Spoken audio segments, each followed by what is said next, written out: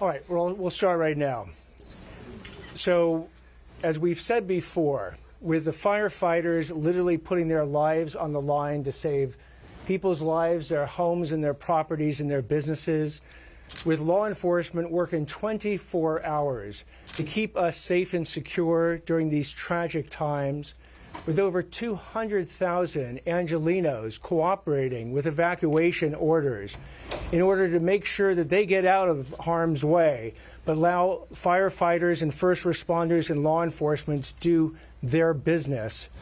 There have been certain people that we have given a warning to because we anticipated that this was going to happen, and these are the criminals. These are the people who are seeking to exploit this tragedy for their own benefit. These are people who have engaged in looting, arson.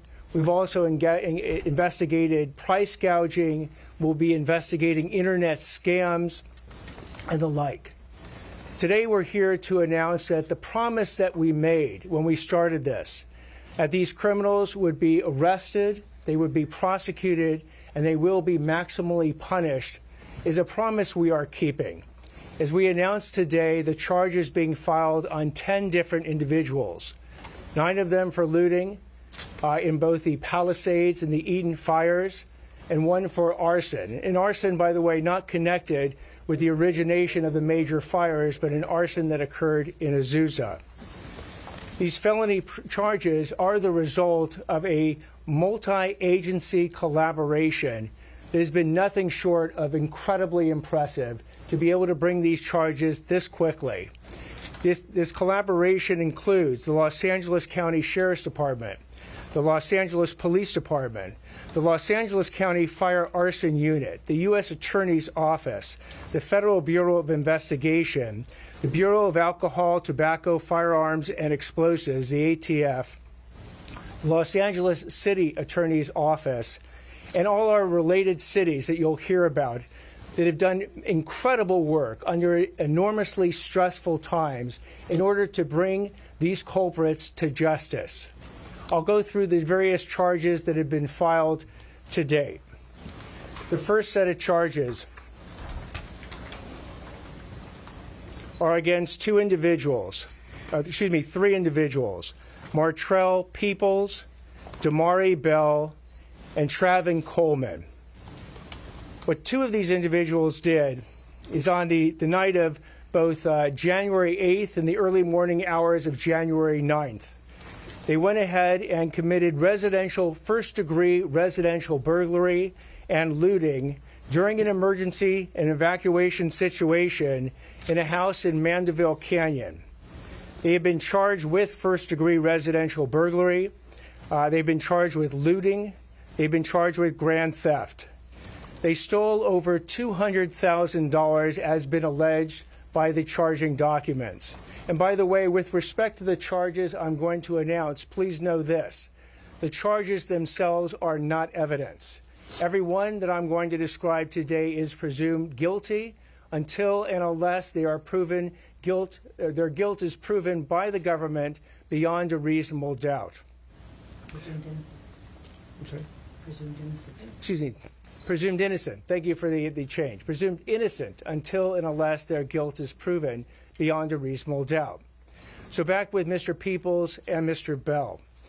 They went ahead and committed these crimes, and when they committed these crimes, as you're going to see on this TV screen right here to my left, it was caught on a Ring camera. If you can play that as we're speaking.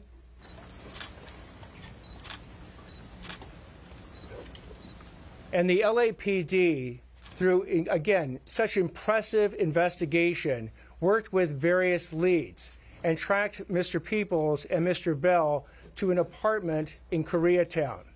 Surveillance was then conducted. When they attempted to leave, they were then apprehended, and a number of these stolen items from that residence was found with Mr. Peoples and Mr. Bell. Mr. Peoples is is committed 2 prior violent or serious felonies. This is his 3rd. As a potential 3-strike person, he is looking at life in prison and Mr. Bell as a second strike individual will be looking at 22 years and 8 months in prison if convicted. Mr. Coleman accompanied Mr. Bell and Mr. Peoples out of that apartment building in Koreatown, went into a second car. And when Mr. Peoples and Mr. Bell were stopped, that second car, driven by Mr. Coleman, kept going. It went through a light. It crashed into another vehicle. That innocent person in the other vehicle suffered a concussion. So Mr. Coleman has been charged with 1 count felony hit and run causing great bodily injury. As also a potential third strike case, he is looking at a maximum sentence of life in prison. The second case that we'll talk about involves Rudy Salazar and Lucia Hilrara Perez. They have been charged with 2 counts each of first-degree residential burglary in connection with an Altadena looting incident. On the night of, again, January 8th, they went ahead and entered 2 different houses in the Altadena area, stealing property in each of the houses, and they were apprehended by the police. And they are looking at 6 years maximum on each one of the residential burglary counts. The third set of charges is against Roy Sims, Ryan Sims, Naquan Dewey Reddix, and Pierre O'Bannon. They are each charged with 1 count of first-degree residential burglary in connection with their crimes, where they went into a house in Altadena in the early morning hours and stole a variety of different personal property from the owners of that house. If we can show some of that property and the burglary tools that were seized. No. We do not have that. Among the property that you'll see that was stolen in that particular incident was actually the Emmy Award of the resident who lived there. That was, the police worked incredibly quickly in that situation, stopped these individuals, and were able to apprehend them and recover most of the stolen property. The fourth incident is an arson incident in which Jose Gerardo Escobar has been charged. Do we have that ready? This is an incident that occurred in Azusa, where Mr. Escobar has been charged with 3 different arson charges. He is looking at 9 years in state prison. This is arson that occurred at Pioneer Park in the city of Azusa. It was investigated by the Azusa Police Department, who acted very effectively and very efficiently in apprehending Mr. Escobar. Mr. Escobar, as well, has been not only has been charged, but he is set for arraignment today. So again, with respect to all these charges, as I said before, these charges are not evidence, and they are presumed innocent until proven guilty beyond a reasonable doubt. But this shows the effectiveness of law enforcement. So when I said, and I have been saying over the past couple days, the question is not if, but when you will be caught if you engage in these crimes. The 10 charges, or 10 different individuals that have been charged today, are evidence of that fact. And the warning shot remains. Do not go ahead and engage in looting, engage in internet scams, engage in price gouging. Do not violate evacuation orders. And do not commit any of these crimes in which people are trying to profit from the tragedy of the people who have suffered from these various fires. What I'd like to now do is introduce both Los Angeles Police Department Assistant Chief Blake Chow and Los Angeles Police Department Deputy Chief Alan Hamilton provide further words.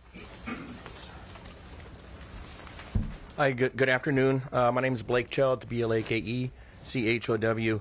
You know, I just want to say on behalf of the Los Angeles Police Department, if you've followed this whole incident, all week we've been standing together as a regional team. The sheriff, district attorney, thank you, Mr. Hockman, city attorney, supervisors, city council members, because the only way we're going to have an impact and keep our community safe is if we stand together and we operate as a team. And I will tell you, in the Palisades area and the fires that we've experienced in Los Angeles, isn't it bad enough we have 40,000 people potentially that have been evacuated from an area, and then we get a handful of people that want to come up with activity to go victimize them. It's not enough that they have to worry about their properties and rebuilding and things like that, but now they would have to worry about criminals coming up there and taking advantage of them. So I want to really applaud our district attorney, and I also, for the charges that were filed, those are really important to send the message to the people out there that are not only thinking about going up there and victimizing the properties, but the stuff that may come after this in the form of scams. You're not going to get away with it, and this team is not going to let you get away with it. And for the residents of Los Angeles, on behalf of our police chief, I just wanted to tell the residents of Los Angeles, this team has your back. We have patrols up in the hills right now while the evacuation orders are in place to make sure that your properties are safe. And as you can see with the investigation, when we get evidence of a crime, we leave no stone unturned, and we find people, and we will bring them to justice and hand them over to the district attorney. So again, on behalf of the city of Los Angeles, thank you for this team. This is really the one way that we're going to ensure that this region is safe, and the people that live in our region are going to be able to come back to some sort of semblance of their normal lives. Thank you. Good afternoon, everyone. Alan Hamilton, Chief of Detectives, Los Angeles Police Department. I want to first acknowledge the dangerous and difficult work that's been done by our brothers and sisters in the fire service, especially our Los Angeles Fire Department employees, and our Los Angeles Police Department officers and employees, both sworn and civilian, who stood shoulder to shoulder with our firefighters from all over the United States and the world, really, to help fight this fire and bring justice to these individuals who are being victimized again. A couple of things on the investigative side. So for the individuals that were involved in the burglary up in the canyon, our investigation started immediately upon report, and we were quickly developing investigative leads on that case. I want to acknowledge the hard work of our Metropolitan Division Crime Impact Team, who dropped another case that they were working on and immediately went up on this case, utilizing multiple investigative techniques to identify these individuals, surveil them, make sure that a crime had actually occurred, verify that items were taken, and then effectively conducted surveillance and took them into custody in a safe manner, and identified them as the individuals that were involved. Moving forward, there will be additional investigative information that will be developed as this case progresses, and we'll be able to release more information to the public. But at this time, we're going to be limited in terms of what we can release. In addition, I think most people are aware there was an incident where various individuals were attempting to identify themselves as firefighters. We continue to make progress on that case, and I anticipate that is going to result in a successful filing as well. We've been able to develop information through our investigation that shows that there were conspiratorial acts that were involved in their activity, and I anticipate in the very near future we'll be filing additional charges against those individuals, as well as the misdemeanor charges of impersonating a public official. So I'm gonna close my remarks with this. We are aware that there are other crimes that have occurred, and my message to the public is this. Number one, we are aware of some of the individuals that are involved. The Los Angeles Police Department is going to continue those investigations and take them wherever they lead to. And I anticipate that we will be announcing additional arrests in the very near future for individuals that have been involved in activity within these closed areas. And there will be more to follow on that. The other thing I want to do is assure the community that at times you will see us out there in uniform and in black and white patrolling the area along with our National Guard partners. There are other times that you will not see us. We will be working undercover. We will be on social media. We will be conducting other investigations to bring every single one of these individuals that are involved in this criminal activity in the city of Los Angeles to justice. Thank you. Thank you very much. I'd like to now introduce Los Angeles County Sheriff Robert Luna. Good afternoon, and thank you all for coming. What you see up here, and you're hearing pieces of it, is probably somebody who is out here looking to burglarize, loot, or commit other crimes here in the county of Los Angeles or the city of Los Angeles' worst nightmare. And I say that because standing around me, and you'll hear from a lot of people from the get-go, when I was communicating with Chief Jim McDonald, I was getting calls from the district attorney, Nathan Hockman, who says, hey, if there's anybody committing crimes, I want to know. I want the cases as quickly as possible. Getting cases from Martin Estrada, or I'm not getting cases, Martin Estrada saying, hey, give me the cases. Everybody around me is hungry, whether it's the FBI, the ATF, all of our law enforcement partners. And why is that? Because we've seen hour and hour of people in our community suffering, losing their homes, losing their property. And just like everybody else, people are saying, hey, this is the reason I don't want to evacuate. I don't want to be victimized again. This is a strong message from all of us that we are here. And when we catch people, we mean business. We're going to arrest in the field. We're going to investigate.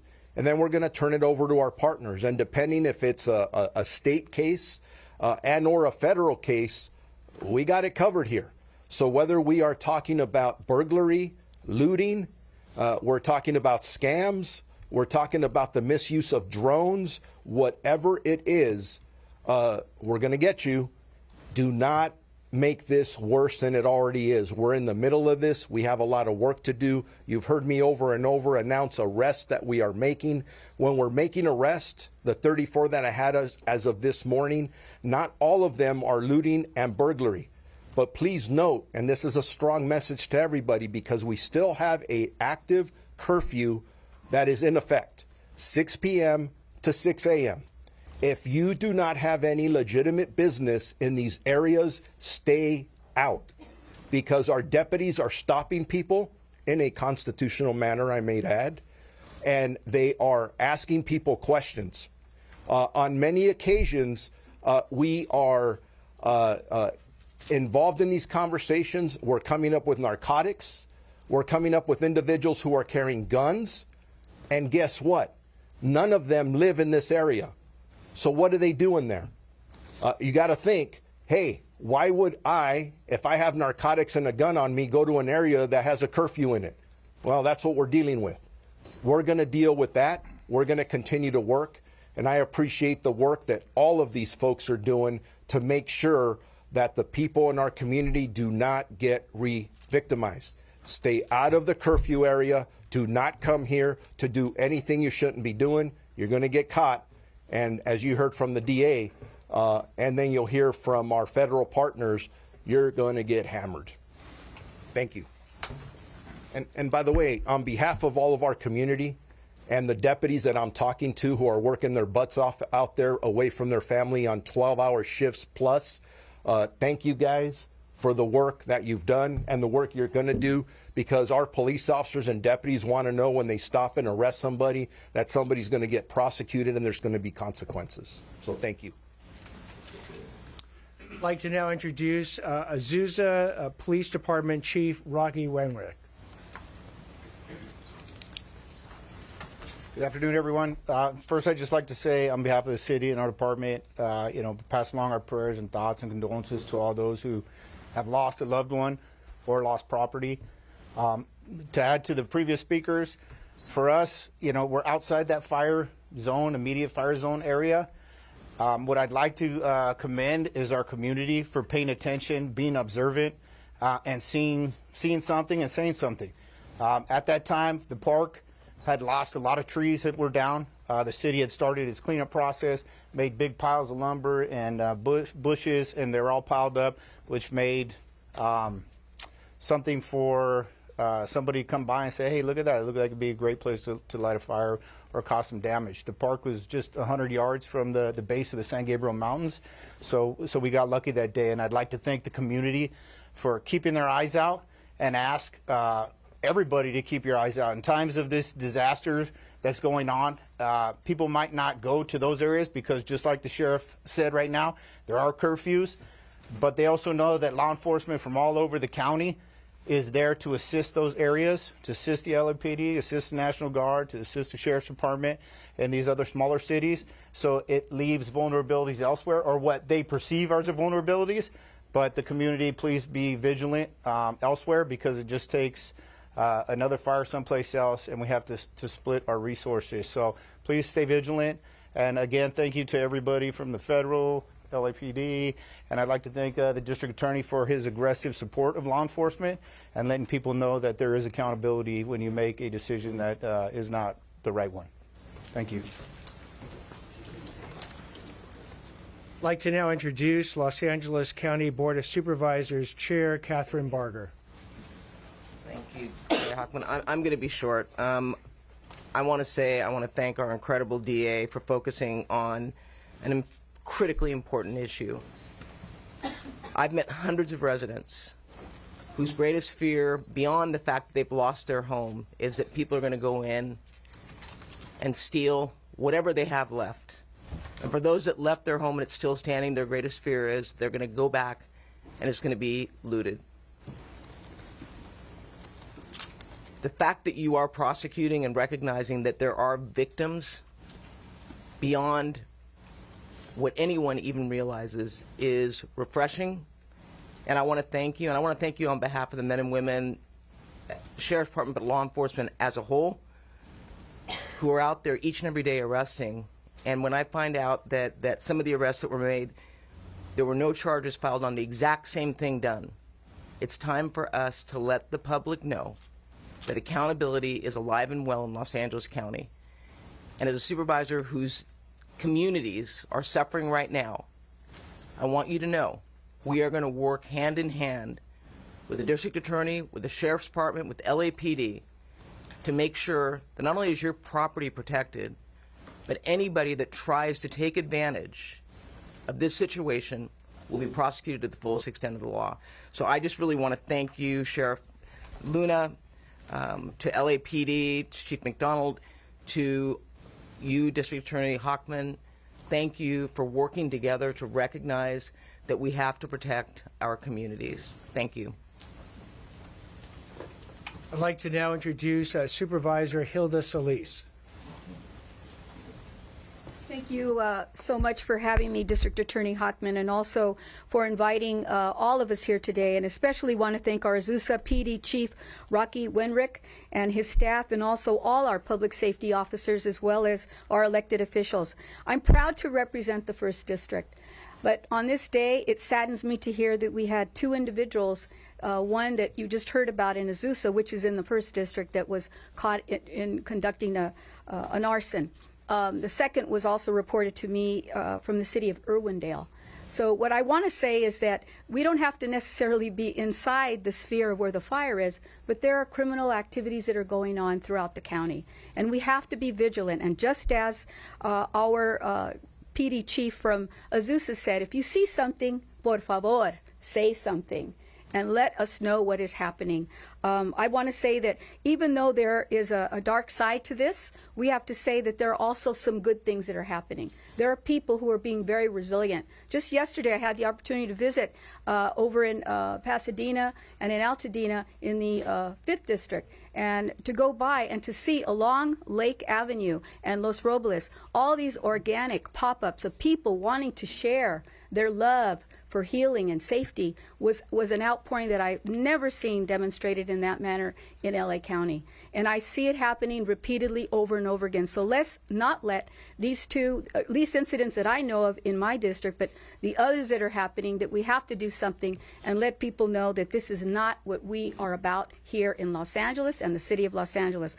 I also want to thank our sheriffs, but I especially want to thank the National Guard, because I do think that the Biden and Harris administration took note that we need additional boots on the ground. And boots on the ground make a difference. They may not be arresting anyone, but their presence certainly sends a message. And I'm happy that they are now housed over in Azusa, the National Guard Armory, and that we can also utilize their services to assist us and bring calm to the public that right now is so very nervous and also very upset.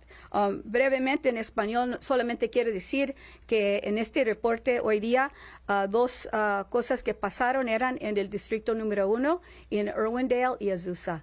Y gracias a las personas que nos están defendiendo, la policía, los sheriffs, que están haciendo lo más posible para proteger a toda la comunidad. Quiero decir que les doy las gracias y que por favor nosotros ponen atención a todos los directivos que ellos ponen para proteger a nosotros. Thank you very much. Thank you. I'd like to now introduce Supervisor Lindsay Horvath. Good afternoon. Thank you to District Attorney Hockman, Sheriff Luna, and our law enforcement partners.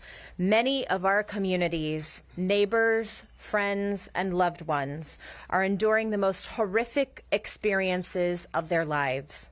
Multiple reports of people taking advantage in mandatory evacuation areas. This behavior is unacceptable. In the Palisades, someone allegedly impersonating a firefighter, wearing a fire jacket and a helmet to attempt burglary. This behavior is despicable. We cannot tolerate it. And as we continue to help people heal through this suffering, we cannot allow people to prey on the devastation that has already happened, and we will have plenty of time to work to rebuild. No one should take advantage of residents who have been forced to flee for their safety. Taking advantage of this disaster and the suffering that our fellow Angelenos are feeling will not be tolerated. And I want to be clear, that goes not only for individuals who are preying on these locations, but also for the corporations and the businesses and the price gouging and the ways that they're taking advantage of people in this very difficult moment. And if you see this kind of behavior, you can call 800-593-8222. We want to hold businesses accountable as well. We cannot be taking advantage of people who are suffering in these moments. It is critical that everyone follows mandatory evacuation orders and allows our first responders to do their job. The most up-to-date information can be found at emergency.lacounty.gov, and I appreciate the accountability that is happening while we work to rebuild. I'd now like to introduce Los Angeles City Attorney Heidi Feldstein Soto.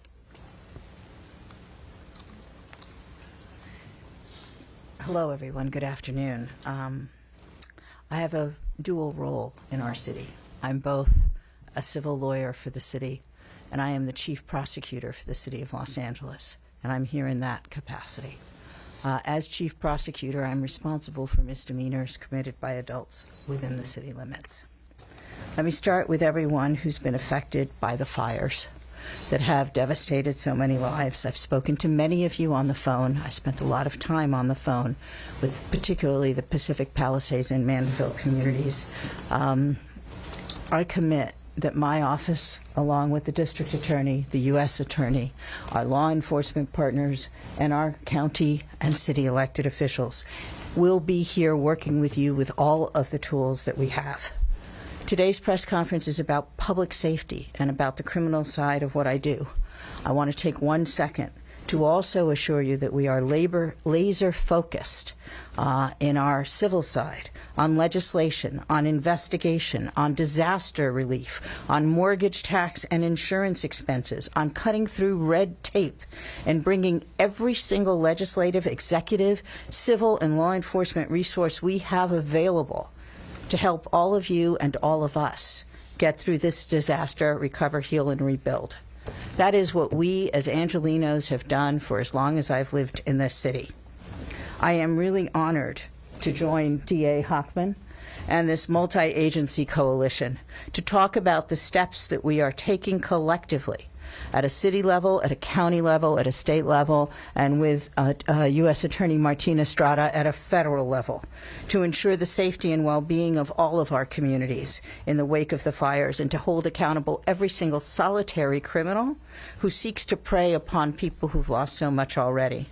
Whether it is looting, which usually falls to the district attorney, price gouging, which I think all of us have jurisdiction over, fraud, scam artists, trespass, which usually falls to me, or any other effort to take advantage of those who've been evacuated or otherwise affected by this crisis, let me add my voice to the chorus. My office will lean in to ensure that no individual gets away with illegal or predatory conduct. My office is prepared to hold everyone and anyone who engages in price gouging for housing, for shelter, for essential consumer goods, food, services, veterinary care, health care, accountable. Price gouging laws went into effect. For those of you who doubt it, they went into effect immediately upon the declaration of a state of emergency. No one, and I do mean no one, can increase pricing on any of these items: housing, shelter, food, water, clothing, pet care, health care, any other essential goods or services by more than 10% without violating the law. Violations are both criminal and civil. Violations of the price gouging statute are subject to criminal prosecution with up to 1 year's imprisonment and up to a $10,000 fine. Violations are also subject to civil enforcement, and my office has a public rights branch dedicated to civil enforcement. We have formed a price gouging task force within my public rights branch, and that is punishable by an injunction, by restitution, by up to $2,500 per violation. We are working with the mayor's office and city council on a dedicated intake system to address price gouging complaints in particular, and our lawyers and other legal personnel are already getting back to residents who have reported price gouging. If you are a victim of price gouging or aware that it is happening, if you see it happening because all of a sudden an apartment that was for rent for one amount doubles in price, please email my office to a dedicated email to this that is ATT, which stands for attorney, price gouging task force at lacity.org. att.pricegougingtaskforce@lacity.org, or call us at our dedicated price gouging line, 213-679-5035. As a result of this unprecedented emergency, so many of us face uncertainty about our futures, and it is the responsibility of everybody up here to ensure that those futures are bright, or as bright as they can be under the circumstances. I'm really deeply grateful to and humbled by the actions and the bravery of our city, our county, and our neighbors. To our firefighters, to our law enforcement, to our first responders and volunteers, my deepest gratitude for your heroism, strength, and unceasing commitment to saving lives and property across a vast area of our city and our county, an area much bigger than any of us thought possible.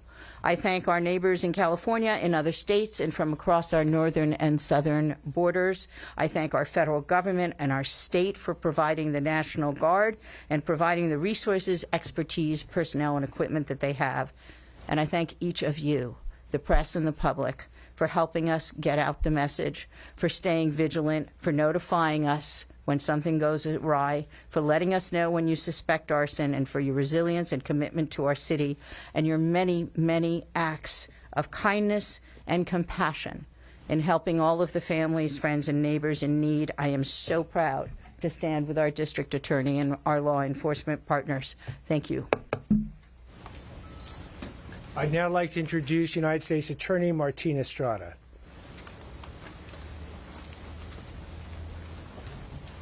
Thank you and good afternoon. My name is Martina Estrada. I'm the United States Attorney.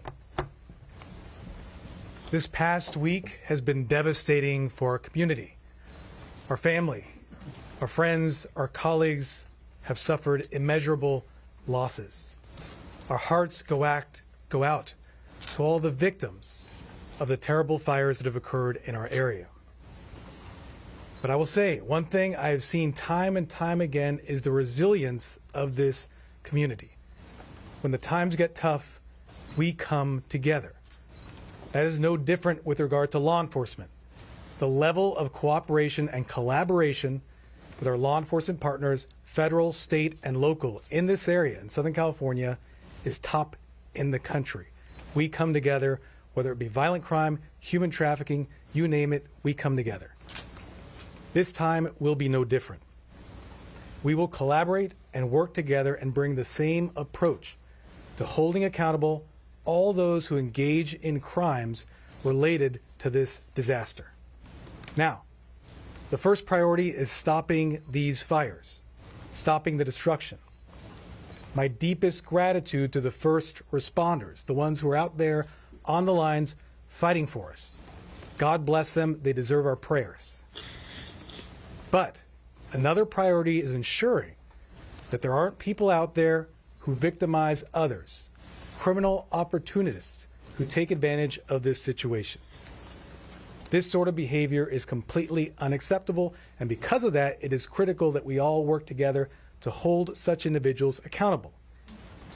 Let me talk about what we're doing as federal authorities. The U.S. Attorney's Office, the FBI, and the ATF is fully engaged in this crisis. We are addressing three main areas of criminality. First, arson.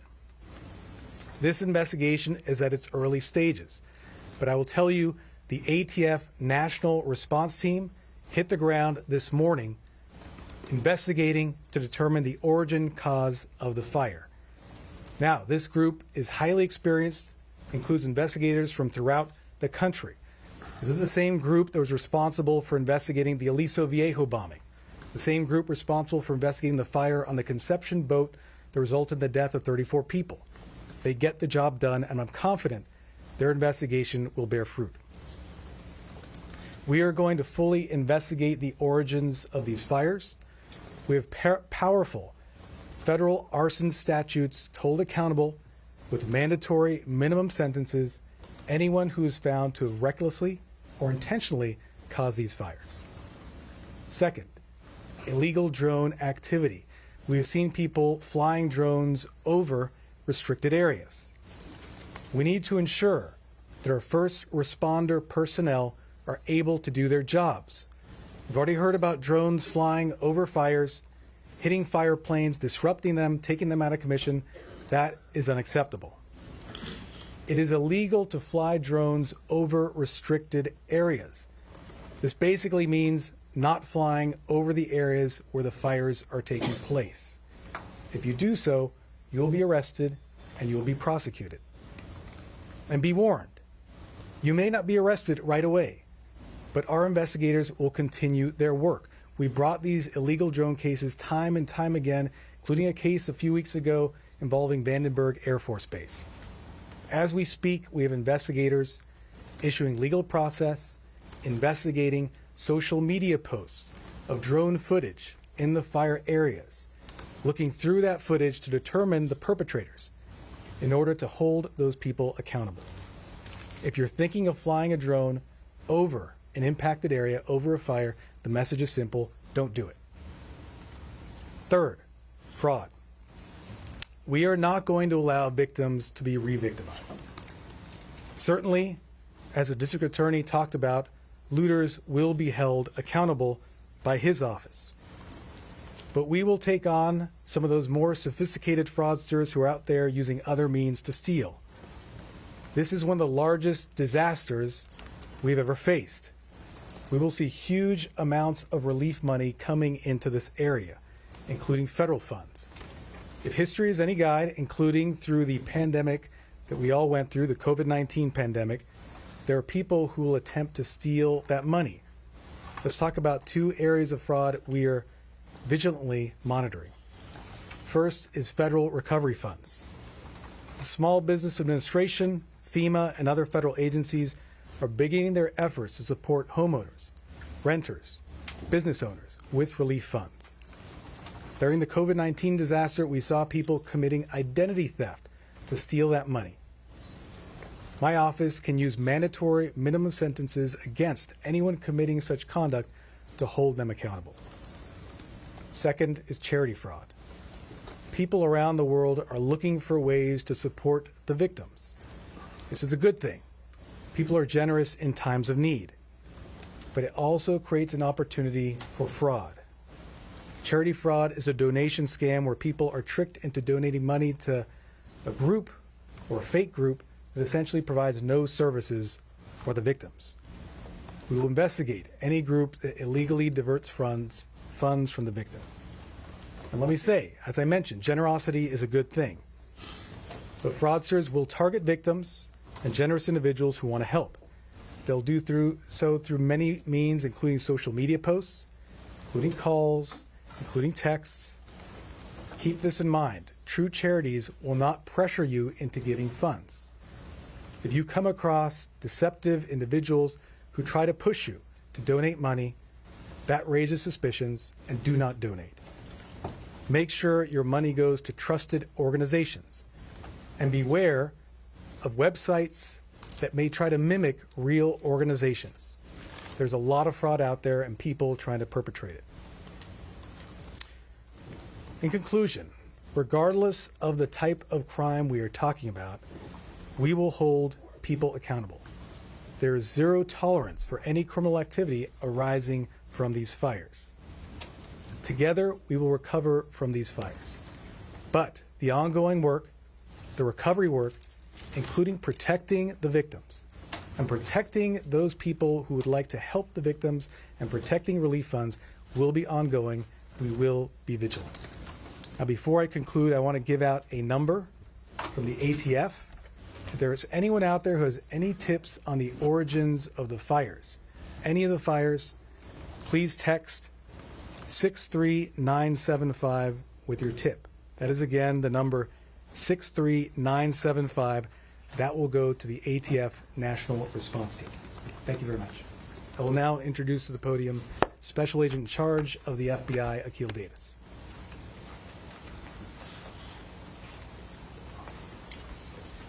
Good afternoon. My name is Akil Davis. I'm the Assistant Director in charge of the FBI's Los Angeles Field Office. I want to state my condolences for those who have lost loved ones, property, and are currently suffering. We at the FBI also have employees that have lost everything that they own. It's a traumatic event for all of us, all Los Angelinos everywhere. I'd like to highlight just 2 lines of effort that your local FBI office is involved in. U.S. Attorney Estrada highlighted our drone efforts. FBI Los Angeles has created the nation's first counter-UAS task force. This task force has been deployed to the Rose Bowl, it's deployed to the Golden Globes, and it is deployed to all of these fires. We're out there every single day looking for drone pilots, looking for operators that are disrupting our most critical effort to contain these fires, and that is the airdrops. I'd like to foot stomp what our brothers and sisters at CAL FIRE said. If you fly, we can't. Meaning if you fly these drones, we're not able to use our most sophisticated technique to contain these fires and save lives. The second line of effort for the FBI, as U.S. Attorney Estrada stated, is significant fraud. As we have seen from COVID fraud, Hurricane Katrina fraud, we've seen earthquake fraud, all those monies that are pouring into our communities, fraudsters are sitting right now trying to figure out ways to steal that money. You heard Sheriff Luna reference the term being hungry. Our investigators, our task force officers, our deputies, our police officers, our investigators, we're hungry too. We're hungry to try to find the fraudsters that are stealing this money and preventing it from getting in the hands of the people that need it most. There are 2 ways you can reach the FBI. Please call 1-800-CALL-FBI if you have any tips or you've been the victim of any of these frauds, or tips.fbi.gov. Thank you for your time today. I'll turn it over to DA Hochman. So I'd also like to thank Jose Medina, Acting Special Agent in charge of the ATF's LA Field Division, Jessica Post, Battalion Chief in charge of the LA County Fire Department Arson Unit, LAPD Detective Wilson, LAPD Detective Carrillo, for their tremendous efforts, and all the officers and investigators and detectives that worked to make this day possible to announce these charges so swiftly. Over 30 years ago, Los Angeles endured the fires, the floods, the earthquake, and the riots, all in sequential order. And LA showed back then its grit, its resilience, to not only come back, but to build better. We're going to see that occur again. When we get these fires stabilized, we're going to show Los Angeles to the world that we have the grit and resilience to again build ourselves better than we were. And to the extent that these criminals want to get in our way, please let today be one example of the united front that they are going to face. Between the District Attorney's Office, the City Attorney's Office, and the U.S. Attorney's Office, we have well over 1,000 prosecutors ready to do justice on behalf of the residents of Los Angeles County. And working with us, we literally have thousands of officers, detectives, and investigators that will bring these criminals to justice. So thank you all very much for being here. We'll take questions now. Jay Hockman. Yes, in the back. For NPR, Martin Costi. Do you have a number of reports of burglaries in these zones, the evacuation zones? I mean, not ones where you've charged people, but actually, you know, what's CompStat saying? These are ongoing investigations. Every one that has not been charged is an ongoing investigation. So it's too preliminary to comment about those investigations today. Do we have a total number, though, of arrests for looting? Actually, Sheriff Luna would like to add. Yeah, very good question. And before even coming here, I'm trying to inquire about how many burglaries there are, at least in LA County Sheriff's territory. It has been extremely difficult to do that. Let me try and paint a quick picture for you. We have many areas where residents have not been allowed to go back in since they left in a really quick hurry to save their lives. As we start repopulating some of these areas, we are going to get reports. I hope it's not too many, but I think we are going to get reports of burglaries and other crimes. So just a quick second to tell our community, as you do repopulate, and if you believe you were the victim of a burglary or any other crime, immediately report that to your local police station, sheriff station, whatever that may be, because unfortunately, I think we're going to get those. But that's why we don't have all that information now. You talk about CompStat, it'll all start coming in as soon as we start going back in there. So, Scott Snowden, Santa Monica Daily Press. We talked about some people who were impersonating firemen, and it's been confirmed that they were in fact wearing the uniform and helmet. How did they get those? Were those stolen? I can address that. So that's part of the investigation that feeds into some of the information. So we're not going to disclose those parts of the investigation at this time. As the prosecution moves forward, at whatever level it moves forward to, we will be releasing additional information, especially after we confirm which charges are going to be filed. At this time, we can't really discuss it. Chief Hamilton, quick follow to that. That was the people impersonating. That was at the Palisades fire scene? That's correct. Were they found, do you believe they had also been involved in looting or burglary, or were they found stolen property? We believe that they were conspiring to conduct illegal activity, including looting and residential burglary in the area. You know, just let me follow that up, because I would just want to tag on to something that Sheriff Luna said, that, you know, this has been a very, very chaotic scene for everybody right now, and we have a lot of areas right now residents have not been able to go back. I know that LAPD has reported 14 arrests for fire-related things, many of which you have seen here. But I think, for example, what the individuals that are arrested with the fire uniforms, we're pleading with the public, if they have any information that they may have seen these individuals in other parts of the Palisades, we need that information, because as the Chief Hamilton had said, this investigation is not closed, it's still going, and as residents begin to repopulate and we get more information, ring videos and things like that, those are the things that we're going to need to really get a picture as to how many crimes may have occurred in that area. Chief Cheryl? Yes, right here. Natasha Chen with CNN. I know that the investigations into the origins of the fires for Palisades and Eaton are still ongoing. As far as that task force activity is concerned, though, is there any indication that there's investigation into possible human involvement in the Palisades fire, whether that be accidental or intentional, and for the Eaton fire, a potential electrical transmission tower? So we're not going to address at this point that part of the investigation. That'll be conducted by the Bureau of Alcohol, Tobacco, Firearms, and Explosives. More information will be forthcoming from that investigation in the future. Will ATF have a news conference? Anyone? So we are speaking on behalf of ATF. We are coordinating with ATF on the investigation and any potential prosecution. We are at the initial stages at this time, so we ask for patience as we go through this investigation. Everything is on the table in terms of the investigation and potential statutes that are in play. I gave you the number. I'll repeat it. If anyone has any tips, I encourage them to text the following number, 63975. But given that the investigation is at its early stages, we cannot provide further information. How many of the cases qualify for federal charges, and what will be the maximum sentence if somebody is accused of arson? Anyone who intentionally or recklessly causes a fire can be prosecuted federally for arson, carries a 5-year mandatory minimum sentence, and from there, depending on the facts, the sentence can be much longer, including decades in prison. Mr. Estrada, can you just, clarify, is this arson investigation just normal matter of course given the devastation, or are you acting off information that there may have been an intentional fire set, Palisades, Eaton, otherwise? I can't get into details of the investigation. I will say this is by no means the normal course. We're dealing with the largest disasters in our area ever. It's for that reason we asked the ATF National Response Team to get involved. Highly experienced group has done this throughout the country, including in our area before, with success. Thank you. How many cases are on your hands? The investigation is at early stages. Don't you have any number of investigations? We are investigating all the fires for potential arson. We are looking at all the fires. We're focused on the Palisades fire and the Eaton fire this time.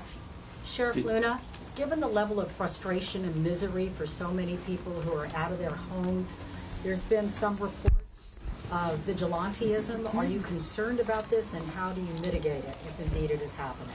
Concerned, yes. I think we're always concerned. As the days wear on, people, our community, our residents who live there, they're getting angry and they're getting frustrated. We're going to try and do everything we can to enhance our communication. That's why every time we get up here, we talk about the reasons why we are not repopulating as quickly as we would like. There's still a lot of hazards out there, for example.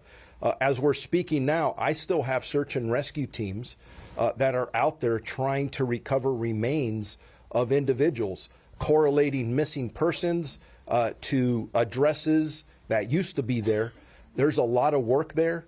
So again, I plead with our communities, be as patient as possible.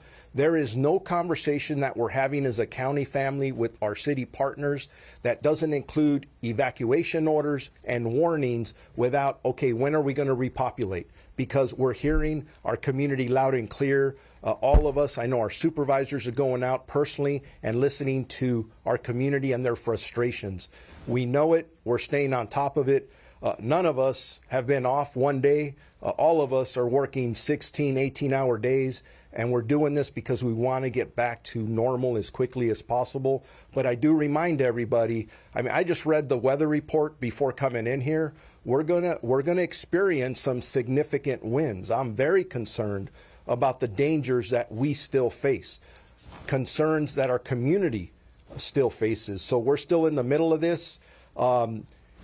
But please communicate with us, and we'll continue to work on putting out as much public information as we possibly can. We don't want our community to go that direction. Now, if the vigilantes you're talking about are people who live somewhere else and are going to come and cause problems, this team I have around me, we're ready to deal with that. I see the show of support here today, and it's massive and impressive. But to someone who feels desperate, how can you reassure them? Somebody who lost their home, we will do everything we can to make sure that you are aware that we're here, we care, we're going to respond, we're going to investigate. And the reason we're here today united is because we are communicating. We have been communicating from the beginning. we're going to be something that the rest of this country looks at and says, how did you guys do this? That's where we're at. That's the assurance I want to give our entire community. We are here. We are here for you. All right, we have time for one more question. A question for the FBI. Right here. You have pieces of that drone that hit the Super Scooper. Have you made any progress in that investigation? Do you have any persons of interest that you're looking at or speaking with? So that investigation is ongoing, and yes, you're right. We have collected pieces of that, and we're putting that together as we would through a normal course of investigation. There's lots of avenues to investigate regarding that. So that's all I'm going to say as far as that goes. And have you had any more incidents with drones and firefighting equipment? So we are coming across probably 20 incursions a day. Now, our numbers vary a little different than what the fire department puts out, and that's just because of the focus on the area that the FBI is looking at. Our focus is a little bit more narrow than what the fire department's looking at. So, you know, the numbers we're putting out are probably between 20 and 30, and the fire department's is about double that. But the fire department is correct. There are that many drones in the air at any given time. And that's why we continue to stress to the public, stop flying your drones over these fires. Let us do our job. Let us save lives. Let the firefighters do what they do best, and that's put these fires out. But no Can you persons of confirm interest that at this two point? arrests Not at this point. have been made regarding the drone incident? I'm sorry, sir. Can you say that again? Can you confirm that 2 arrests have been made regarding the drone incident? I'm going to leave that up to my state and local counterparts behind me. Thank you very much. I can tell you from the Los Angeles County Sheriff's Department, we've arrested 3 individuals for 2 drone usages. All right, thank you all for coming today. If you want one-on-one interviews, you can do that at this point. I very much appreciate it, and stay safe out there. All right, so you've been listening to law enforcement speaking there from the LAPD to the FBI to ATF, cracking down, showing what they say has been evidence, security cam video, pictures, and with this strong message to criminals that you will be caught if you are breaking into homes, if you are scamming people, if you unlawfully use drones or you set fires, and that you will be brought to justice. LA County DA Nathan Hochman announcing charges there on 10 people, again showing what he says has been ring video of some of the looting caught there into homes in the Palisades area. So 9 people charged for looting in the Palisades, and Eaton 1 for an unrelated arson that happened in Azusa last week. So charges on 10 people, though, for looting, and another man actually arraigned today, accused of setting a fire, an arson fire in Azusa last week. And that both of these fires, though, the Palisades, and they said this as those authorities are speaking there, and the Eaton fire, that they are investigating with the ATF involved if arson was to blame as the cause of these fires. But that's just an investigation. They're in the early stages. They would not say the cause as they are looking into this still. The LA County Sheriff said 34 people arrested in total in these burn areas. LAPD's deputy chief promising that more arrests will follow. But hearing from Hochman as he announced those charges, again, for looting, 9 for looting in the Palisades and the Eaton fire areas. And again, that one person for an unrelated arson that happened in Azusa, and he said someone saw that person in a park lighting a big pile of lumber on fire very close to the San Gabriel Mountains, and very concerning to see that happening. And luckily they were able to tell that police department in time. We want to go to Desmond Shaw over the Palisades in Skycount, because Desmond, they also talked about the drone incursions, 20 drone incursions a day, according to the FBI assistant director. And then the fire department also dealing with drones flying in the air. And they want to stress to the public, stop flying drones over these fire zones. They want to just do their job without worrying about these drones. And even the sheriff, arresting 3 people for 2 drone uses. Yeah. It's really just insane stuff, Jasmine. I know. And in fact, when we were over getting some footage, what's happening at Santa Anita with all of the outpouring of support over there, we were warned about low-level drone activity in that area. One of the fire ships was warning us about that. So I know there's a lot of people out there who are probably trying to get some reconnaissance if they live in the neighborhood, or they're just trying to get some of this extraordinary footage, but they just don't seem to be aware of how interfering that can be with these operations. We know that one of the super scoopers last week was taken out of commission after it actually hit a drone. So, and you think about, we only have 2 of those that we have to use, and there's one of probably, arguably, the most valuable resource that we have, and one of them taken out of commission because of that kind of carelessness. As I'm over Pacific Palisades right now, and this is actually my first look that I'm getting in daylight hours of the complete and utter devastation, the complete incineration of some of these neighborhoods. I know a lot of people have been describing what they see as a war zone, but really specifically what it looks like to me are some of the images that we saw in World War II of cities like Dresden that were just completely bombed out with nothing left standing. It's, I've covered the Woolsey fire, the Thomas fire.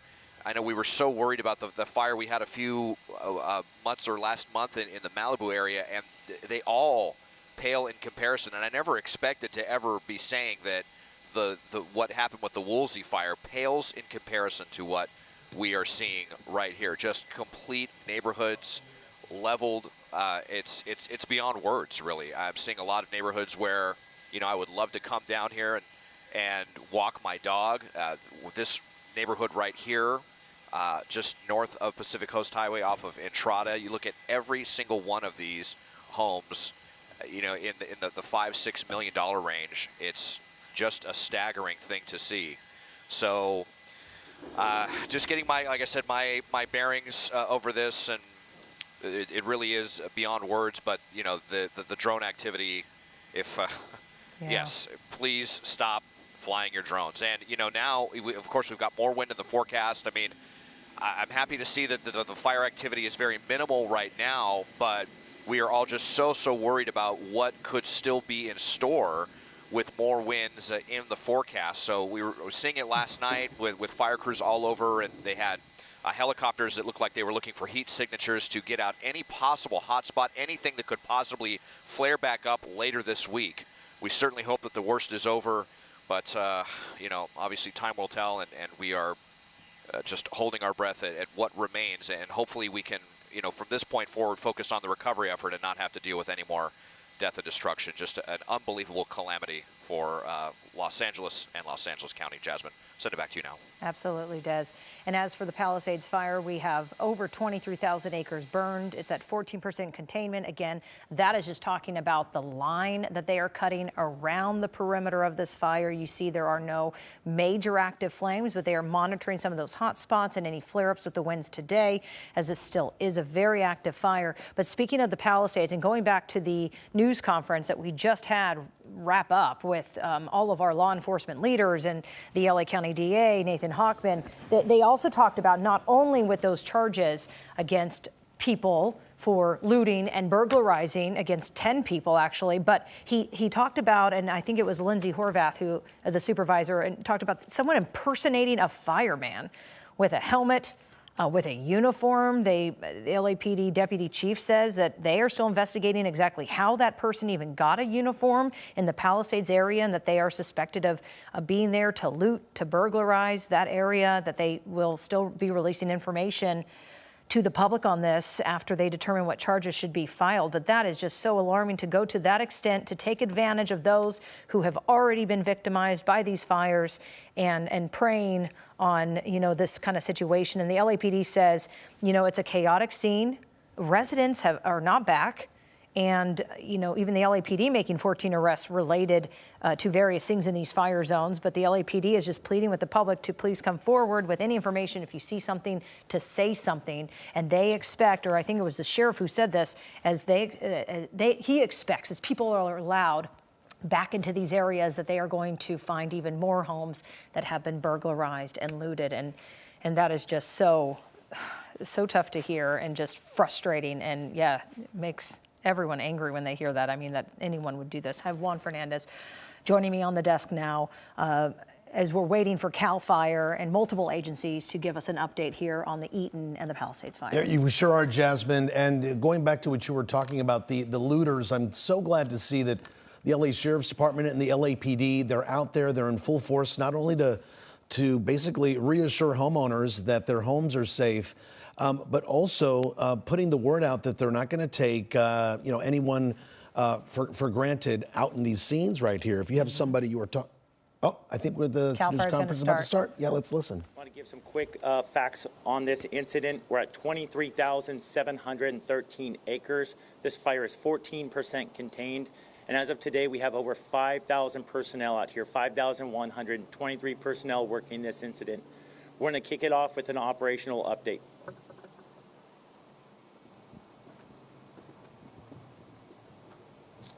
Hello, I'm Battalion Chief Christian Litz with LA County Fire, partnered up with CAL FIRE Team 2 with the operations section. We're going to start over here on the top left part of the map where you see Montecito there. This is more of the brush side on the top half of the map. So we have resources in there still isolating and securing the edges, looking for the heat sources deeper inside as far as we can to limit any probability of escape. And we're doing that to protect the town of Montecito, coming around the top to Piuma Canyon, over to Saddle Peak Ridge, and coming around to Tuna Canyon into the Topanga area and around the neighborhood of Fernwood, doing the same thing along that whole top edge of the fire. We have resources still scouring the fire's edge, mopping up. That means getting rid of any kind of isolated heat sources that they're finding inside, and as deep as we can to isolate that problem and make sure that we don't have any issues as far as probability of escape. We're limiting it as much as we can. Around where we have structures in Fernwood, we do have resources in there, getting behind those structures, again, mopping up any heat that they find, make sure that we don't have any adverse fire effects to those buildings right there to keep them safe. As we come up to Topanga Canyon along the fires again, we're securing that edge, putting in that hand line, and getting deeper in the mop up. Everything's looking a lot less heat in this area as far as everywhere else as well. Topanga, we're looking at Topanga Oaks, Sylvia Park's up there, so we're going around the edge. We still got a lot of work to do in this area right here as far as constructing direct control line. Going direct means we're going right along that fire's edge, securing the edge, mopping it up, getting deeper as we go along that to secure it.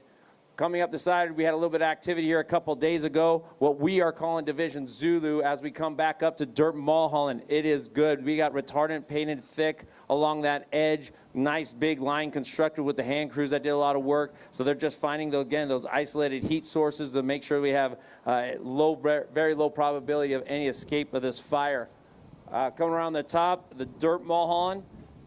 Coming around to the corner and coming back down into Mandeville Canyon, same story. Resources are still scouring that edge to secure it, and getting behind those structures in Mandeville Canyon, make sure there's nothing that can roll out or do any damage that we don't want done to any structures. And they're working really hard to get as depth as they can in there.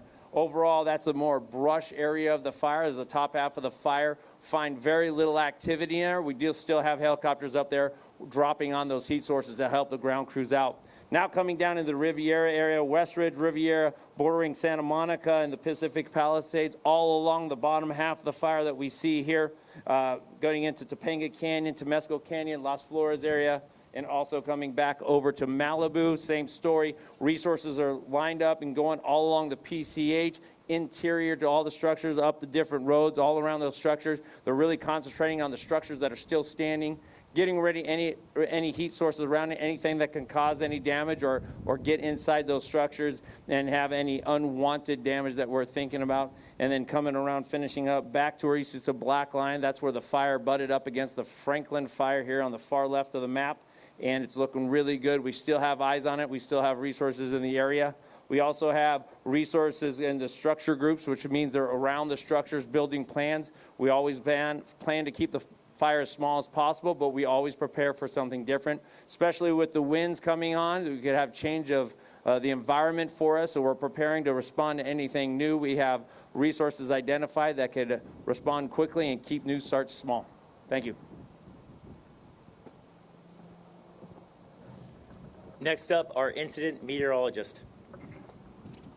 All right, good afternoon, everybody. Rich Thompson, incident meteorologist with the National Weather Service, assigned to the Palisades incident. Last week when this fire ignited, the area was experiencing one of the strongest Santa Ana wind events we've had in recent memory. And those historic Santa Ana winds brought extremely critical fire weather conditions to this area, allowing the fire those first couple of days to grow rapidly and explosively.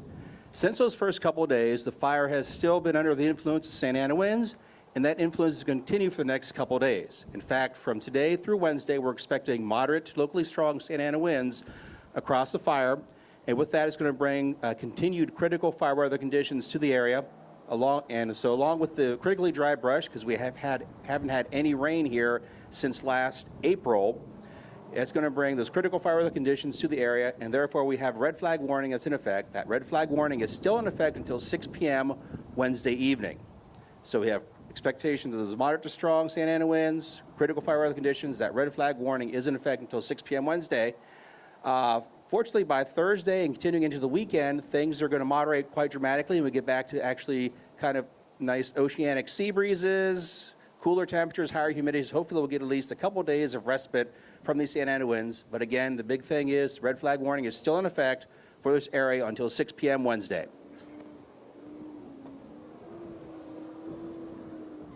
Thank you. Now I'd like to invite all of our speakers and guests up to the stage, please.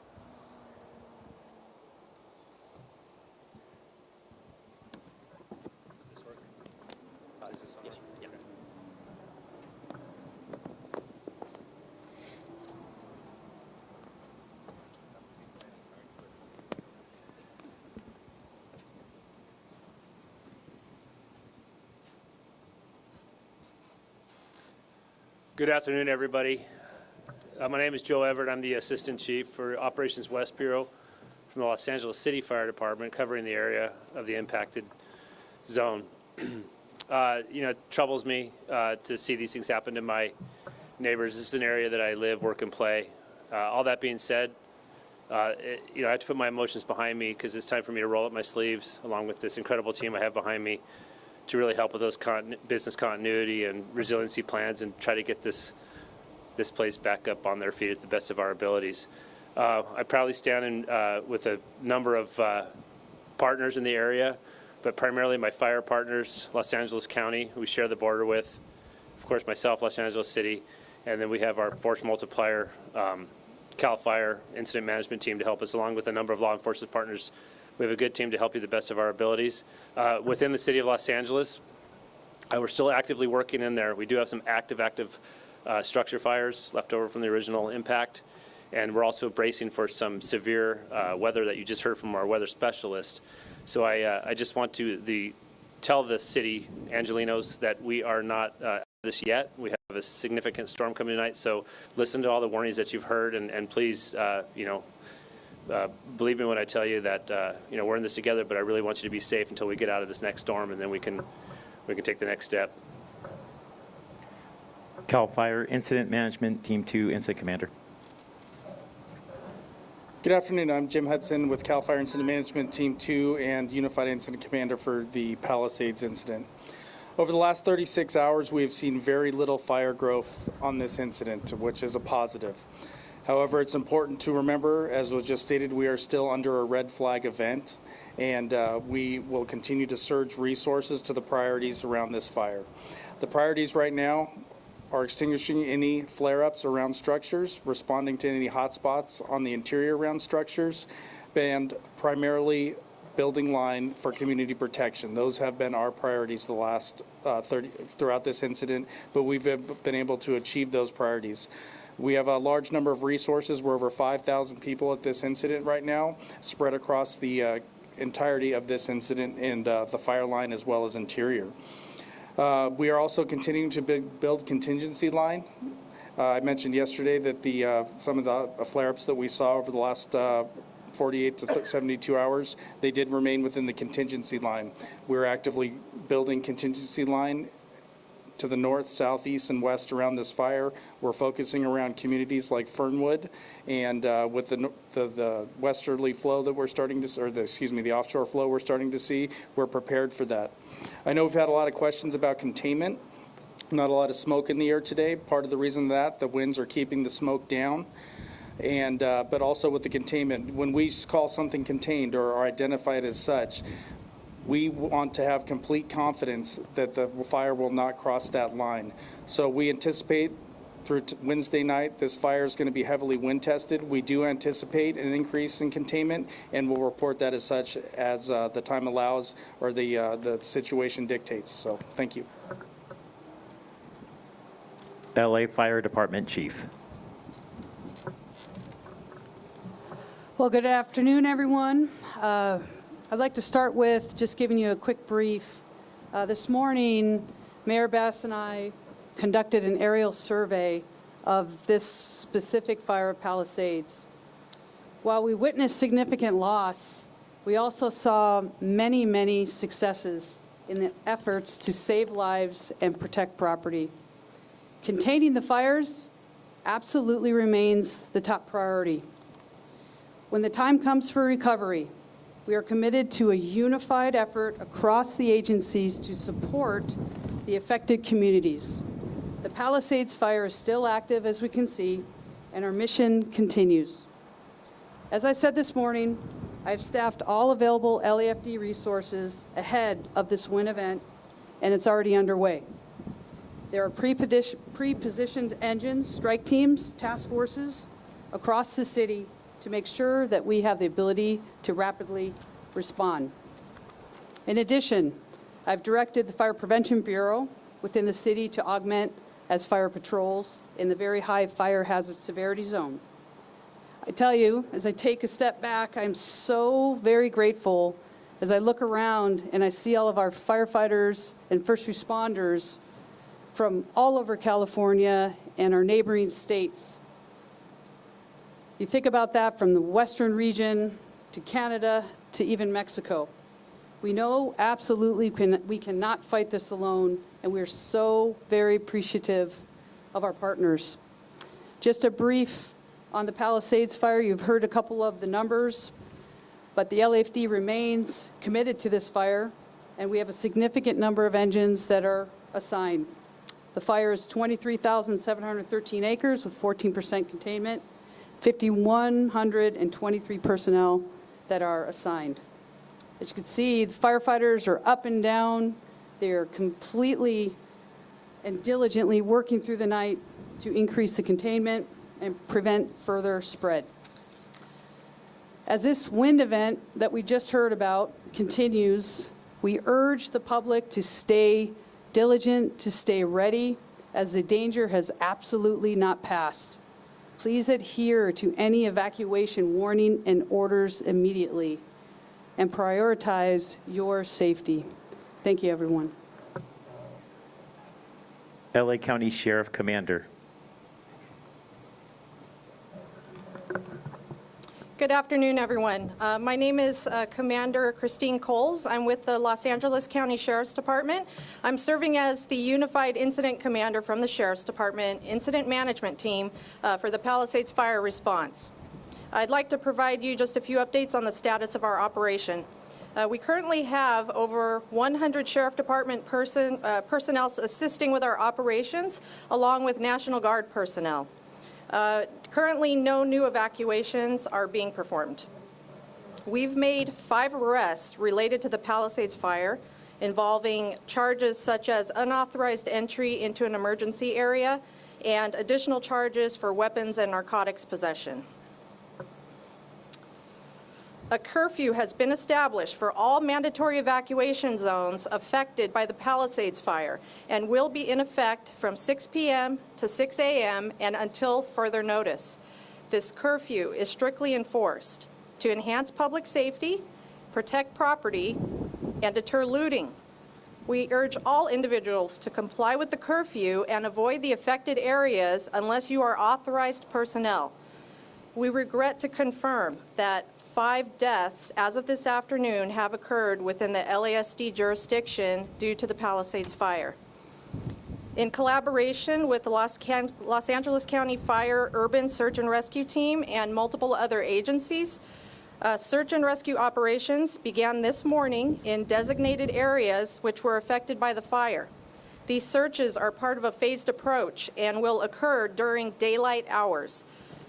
The goal of the searches is to ensure that areas are made safe prior to entry and to ensure every resident is accounted for.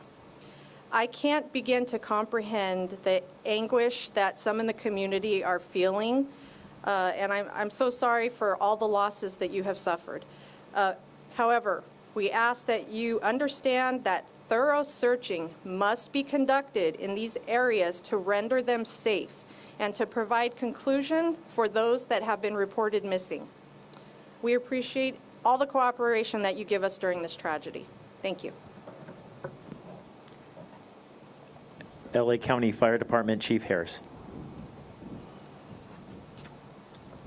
Good afternoon. Again, my name is Robert Harris, and I'm with Los Angeles County Fire Department. I'm one of the unified incident commanders assigned to this incident. Your Los Angeles County Fire Department understands that the community is in need of information. To assist the community in understanding or knowing the status of their property, impacted residents may visit recovery.lacounty.gov to view preliminary maps showing the damage assessments. Please note that preliminary maps have been posted and are updated daily. If you look at the map and you do not see a color by your address, that means that that building has not been assessed as of yet. As stated by my colleagues, severe weather conditions will continue through Wednesday. Please be assured that the Los Angeles County Fire Department is prepared, and we are anticipating winds and low humidity and low moisture, which will be a threat to the Los Angeles County area, and it will be critical. We ask all Los Angeles County residents in fire-prone areas to understand that the public safety shutoffs are critical and necessary for the collective safety of the community and for preventing additional wildland fires. There are rumors out there that the Los Angeles County Fire Department turned down offers for mutual aid. We want you to be assured that these rumors are totally false. However, we would like to make it totally clear that repopulation will not occur until the area is safe for our residents to return home. We would like once again to thank Supervisor Lindsay Horvath for her unwavering leadership and continued support through this unprecedented disaster. And finally, to the residents of Los Angeles County affected by this catastrophe, please be assured that our firefighters continue to work toward containing these wildland fires from the land and the ground so that we can get you home relatively as soon as possible. We stand alongside of you during this terrible disaster, and we will be with you during the recovery effort. Thank you. LAPD Chief. Well, good afternoon. I want to assure you that the LAPD and all of our partners here remain fully committed to your safety and well-being as we move forward through this together. Just a bit on our deployment. LAPD officers are performing increased patrols in the areas impacted by the fires. For a 24-hour period, we have deployed roughly 600 officers to these areas with support from the Los Angeles Airport Police, Port Police, and the National Guard, who has 200 soldiers assigned to the Palisades incident, and we're very grateful for all of their support. On the missing persons front, certainly a concern for everyone. At this time, we have 26 people reported missing. 17 of those have been found safe. Of the 9 remaining, 2 have most likely been found deceased, but we have yet to be able to positively identify those individuals. 1 has likely been found safe at a shelter, but refused contact with the police, and 6 remain unaccounted for. Anybody who may have information on any of those 6, if you would, please let us know. In total, 3 fatalities were fire-related. 1 fatality died at a hospital, but had not been previously reported missing. On the arrest front, we've made a total of 14 arrests. 3 of those were for failure to obey curfew, impersonating an officer 1, impersonating a firefighter 1, unauthorized entry to a closed emergency area 2 people, 1 for driving under the influence, 1 for vandalism, 1 for possession of ammo and burglary tools, 2 for burglary, and 2 for conspiracy to commit burglary. So in spite of what we say up here, there are people who are still going to take advantage of the situation, so please help us out with that. Animal Services, on that front, we're sensitive to the fact that in the rush to evacuate, many residents were forced to leave their pets behind. In order to help residents gain access to the pets that were left behind, Animal Services is accepting calls and creating a list for CAL FIRE to assist with facilitating reunification with their pets. That number is 888-452-7381. And Animal Services deploying 2 animal regulation officers here to the Zuma command post to be able to assist in that and inspect undamaged properties for animals.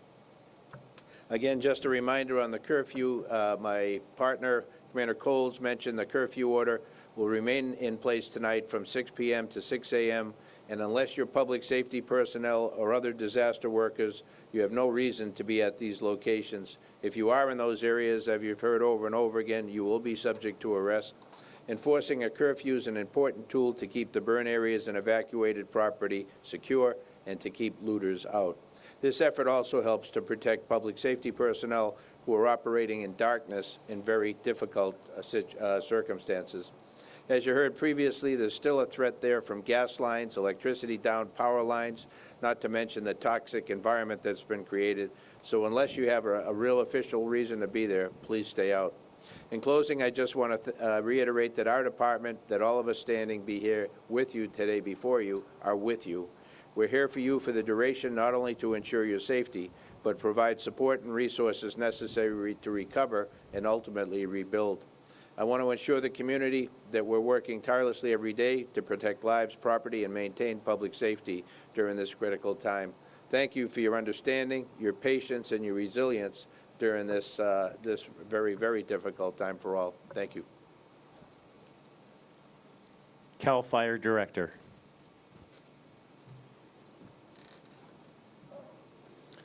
Good afternoon. My name is Joe Tyler. I'm the Director and Fire Chief at CAL FIRE. Again, as I said yesterday, my heartfelt thoughts and prayers are with the community and our citizens who are affected by this devastation. And I have the utmost appreciation for our firefighters and our first responders, our law enforcement and military organizations who have come together to support the community. Over 15,000 responders are across Southern California right now, brought in from all over the state of California, the Western, Midwest, and Central United States, as well as our international partners from places like Canada and Mexico. It takes coming together with our local, state, federal, nonprofit, tribal, and international partners to make this all possible. And as we continue to mitigate the hazards that are occurring here at Palisades and mitigating the hazards that are occurring at the Eaton Fire while we're continuing to do damage assessment with multiple damage assessment teams, being able to publish that information as you heard earlier, we recognize that these conditions will change and being able to look ahead. So the other portion of CAL FIRE is our natural resource protection responsibilities. And working together with the Department of Conservation's California Geological Survey and CAL FIRE with our foresters and hydrologists are working together to look at the burned soil severity, looking at the risk factors, and providing a plan that will be supported with our local and county leaders on how we are going to continue to recover and mitigate the next steps of this community. We continue to pre-position resources for this event that we've heard about going through Wednesday night. Throughout the Los Angeles County, greater Los Angeles area, San Bernardino, Riverside, Orange County, San Diego, there are pre-positioned resources across the area. We moved aircraft to various Southern California airports while we continue to support the Palisades and the Eaton, making sure that they are out of the wind-prone area and are able to get off the ground when needed. We set up a mobilization center. It's sitting in Beaumont, California at Noble Creek Park. For resources to be filled in that mobilization center as a staging area to be able to move them north, south, east, or west. As we continue through this event for the next 2 days through Wednesday evening, we need you to remain vigilant, ready to evacuate, heeding the caution of law enforcement, military, National Guardsmen, your firefighters. Heed their warnings so they can fight fire and not have to focus entirely on rescues. For additional information, as you heard and you will hear, you can go to a variety of links on websites to find out more information that's available, but from CAL FIRE's perspective specifically, fire.ca.gov, links to all of our local and county official websites. And to prepare yourself better, go to readyforwildfire.org. Thank you. CHP Commissioner. Good afternoon. I'm Sean DeRee. I'm the Commissioner of the California Highway Patrol. Currently, the CHP has over 700 officers that continue to be on tactical alert in the LA region. 248 of those during this 24-hour period are assigned to both the Pacific Palisades and the Eaton Fire. Their general role is general law enforcement support for the Los Angeles County Sheriff's Department, Los Angeles Police Department, looter suppression. Many of them are on traffic control. Just a message, I would ask you to have patience with the officers that are on traffic control. They are not the ones making the decision to deny entry, to not allow people to reoccupy. We're interacting with a lot of members of the community. Emotions are high, and that's being taken out on the officers. During briefing, we're asking our officers to have empathy, to show patience. We'll ask the community to have some tolerance for the officers as well. The CHP is in this for the long haul, along with all our other state partners, as we mitigate this tragedy. Thank you. Next up, California State Senator Ben Allen. Well, good afternoon, everyone. Ben Allen, representing the wonderful communities of Malibu, Palisades, Hollywood, that have been so impacted by this terrible fire. I just want to thank the incredible first responders who've come from all over the state, indeed, all over the West and several of our neighbor countries, heeding the call and are working so hard. And it's because of them that we've made so much progress on defeating this fire. We've been able to roll back evacuation orders in Santa Monica and make incredible progress in Mandeville Canyon and up on the northern portions of the fire. And that's very much due to the selfless and tireless work that they've been engaged in. I've taken several trips into the fire zone. It's devastating. I understand why people are concerned about letting folks back in, given the amount of wires on the ground, asbestos risk, water, gas, a lot of utility work currently underway in the area where they're shutting off all the potential risks. It's going to be a long and arduous process. I brought one of the ranking member of the committee that oversees FEMA in the U.S. Congress there today. We talked about resources for the area, and I certainly hope and expect that our fellow Americans from around the country will step up and help us through federal assistance, just like we do every single time in other parts of the country, as they've had storms and challenges with hurricanes and issues on the Gulf. Senator McGuire came, the leadership of the state Senate. We talked extensively about ways that the state is going to help. We talked also extensively about the rebuilding efforts in some other cities in the state, such as Santa Rosa, which burned down 6 years ago, and it's now been rebuilt. And I think that's a story of inspiration for us as we think about a path moving forward. We were also so happy that the president came to visit some of the fire site and offered a 100% reimbursement rate for the firefighting and first responder efforts. And the governor's now stepping up with a major infusion, $2.5 billion just proposed just now to assist with fire recovery efforts here in Los Angeles. He obviously came out with a big announcement on permitting reform yesterday. Our Attorney General and District Attorney are working hard on both looting issues but also price gouging and making sure that people don't take advantage of folks who are vulnerable.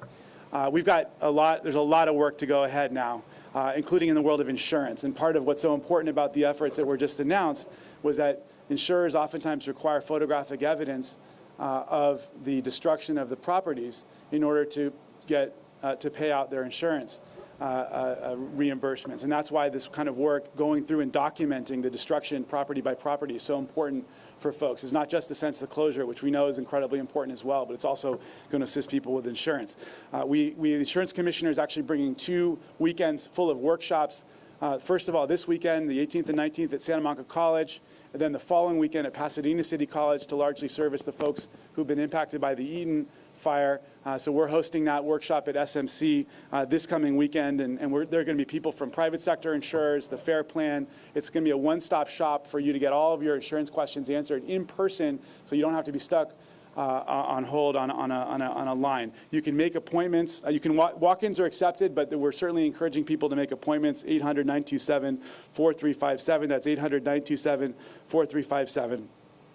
Again, this has been a devastating few days for our community. I've lost so many of my friends have lost their homes. Just was at my synagogue, which is based in the Palisades, on Friday night as we had a service of healing, and over a third of the congregants there have lost their homes, including both of the rabbis. It's just a very difficult moment for us, and we certainly appreciate all of the people who stepped up to help the victims, both through offering places to stay, the incredible outpouring of donations of all kinds in those recovery centers and in the shelters. It's really been a moment of what made me proud to be an Angelino and proud to be an American. So I just want to, again, send out my hope and expectation that our fellow Americans will help us in our time of need through FEMA assistance and other recovery assistance. I can't believe it will be anything other. And I want to just close by saying God bless our firefighters and our first responders who have been working so hard, who have thrown everything they have at this fire, and they're a big part of the reason why we're now on such a track towards success in ending this fire. Thank you, and God bless our firefighters. Next up, United States Senator Adam Schiff. Just want to start off by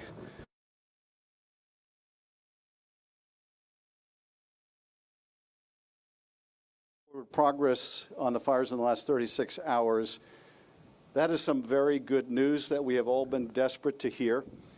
If we can say the same about the next 36 hours, we will be indeed fortunate and maybe begin to move into a different phase of this. But the only reason we've made that progress in the last 36 hours is because of the folks that are standing behind me on the stage and literally thousands and thousands of others that are deployed throughout these fire areas. This command center right here, we have 5,000 people operating out of it. It's like a fire army operating from here. So I'm grateful for what the governor and his staff have done to help organize this response. I'm very grateful to CAL FIRE for your leadership in this, to my colleague Alex Padilla, to LA City Fire, LA County Fire, to the police department, the sheriff's office, to the weather service, to FEMA, to SBA, to everybody who's coming together. In the public sector and the private sector, it's been an extraordinary effort. I was at one of the shelters earlier today, seeing what Red Cross volunteers are doing and Salvation Army volunteers are doing. Many of these shelters are being inundated with offers of help from the community, which is just so heartwarming. And talking to some that have lost their homes and lost everything but their lives, it is inspiring to see how strong and resilient they are, how determined they are to rebuild and to bounce back from this. And so there's a lot to be inspired by in this time of trial. There's also a lot to be infuriated by, and I would just say to those of you out there who are looting, adding injury to injury for these people who have lost their homes, there is a special place in hell for you. And if the folks behind me have anything to say about it, there'll be a special place in jail for you too. And I would also add, for anyone, as we've seen in prior disasters, who are looking on this as an opportunity to defraud taxpayers and try to steal money meant for the relief effort, there's a special place in hell for you too, and we are going to go after you. But I'm so grateful for what everyone around here is doing. I want to urge any who are watching in the insurance industry to move with urgency when people are coming to you with their claims, because many can't proceed very far with FEMA until they determine what's covered or not covered. And so we need you to treat all of those affected like the members of your family. Some indeed are members of your family, but we need the insurance industry to move on this with urgency. And I also want to tell people who have applied to FEMA, you may have gotten a quick response that looks like you're not going to get any help from FEMA because you have insurance. You may not qualify for most of FEMA. If you have insurance, you may not qualify for everything, but there may be funds nevertheless that you do qualify for. So read carefully what response you get from FEMA. There are also, in addition to grants that FEMA has, there are low-interest loans that the SBA has to help you rebuild homes and businesses. So there are resources out there. We're going to be trying to bring more resources back. This is going to be an intensive recovery effort. Our first priority right now is to put down the flames, make sure people are safe. And then we need to move with speed to clean up the debris, which, as Senator Allen was pointing out, there are still fires in some of these residential burn areas. There are wires, there are poles down. There is just a huge amount of ash and debris that is unhealthful to be around and breathe for sustained periods. We're going to need to clean all that up. Obviously, we want people to be able to access their personal possessions that still remain. But we need to, when the time comes, we need to move up that cleanup effort and really get to it. As well, the process of rebuilding, I'm glad to hear the governor talk about streamlining the permit process. We can't have this drag out for 10 years. We need to get this done urgently. Let's make this a model on how you can quickly rebuild after a major disaster. Finally, to so many of you who are struggling with what you've lost, the whole state, the whole country is thinking of you, is sending their prayers to you, wants to be helpful to you. We're going to get through this. We are in California nothing if not resilient. We are going to rebuild. These neighborhoods will be rebuilt. Communities that you love will be rebuilt. We want you to come back. Neighbor wants to see neighbor again. So we're going to be working on this. We can't lose sight of this. We have a tendency in this country to focus on a disaster while it's happening and in the immediate after, and then move on to something else. And we need to remain focused because this is going to require a sustained effort. Once again, thank you, and I think they're going to open up to questions.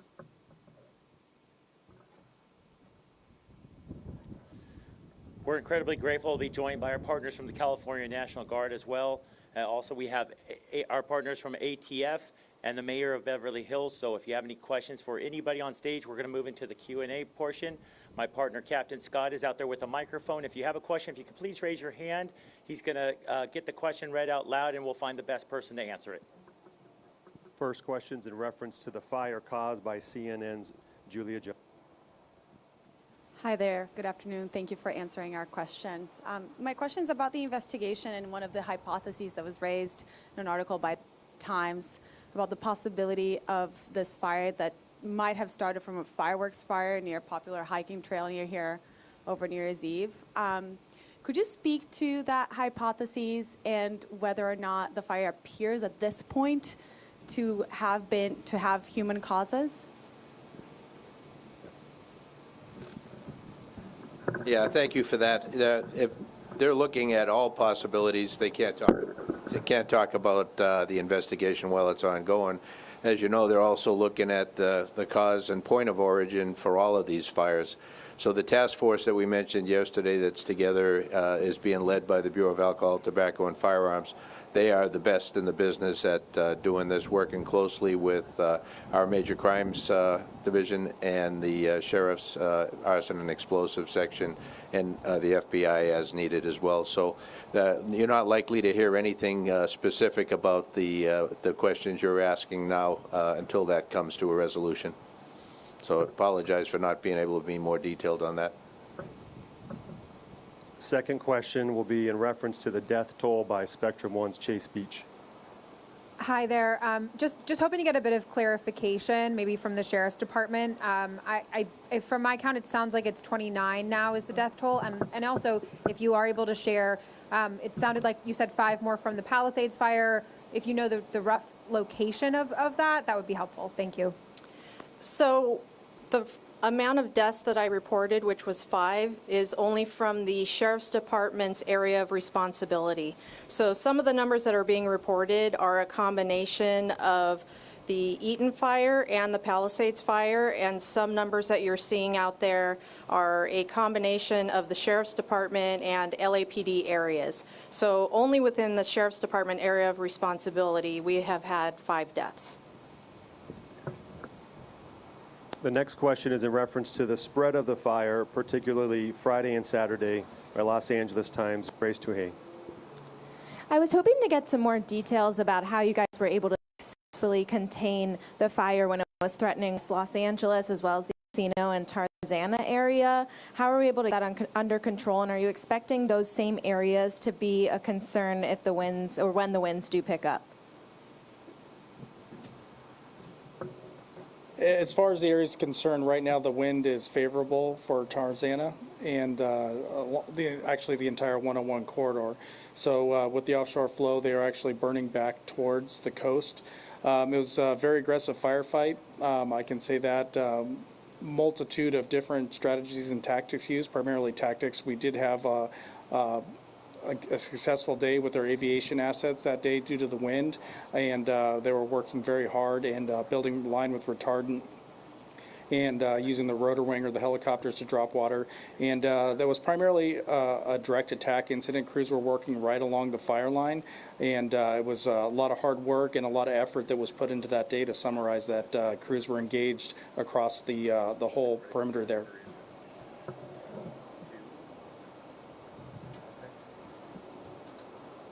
Next, we have a question from Ross with KCAL, 3 parts, and he'll go through all 3 of them. Thank you, Chief Crowley. If I may ask you a question from CBS News and KCAL News. First and foremost, our analysis from the numbers that CAL FIRE has given us show of the 5,000 people fighting in this fire, 85% of them are from Southern California, our local heroes, men and women. How are they holding up? That's the first question. So I'll speak specifically from our LAFD members, and please join in. I tell you, our people are resilient. They are working extremely hard. I did have the opportunity to speak directly with our members that are assigned to the local fire stations, where it was initially, they were fighting fire. And I tell you, they stand strong and proud, but I also want to tell you in the community that they feel what the community is feeling. Their community is our community and vice versa. So we visited the fire stations and our people are fatigued, but they keep showing up. And I'm extremely, extremely, extremely proud of them. And I'm sure that goes across the board with every single entity that is reported to this specific fire. They're incredible.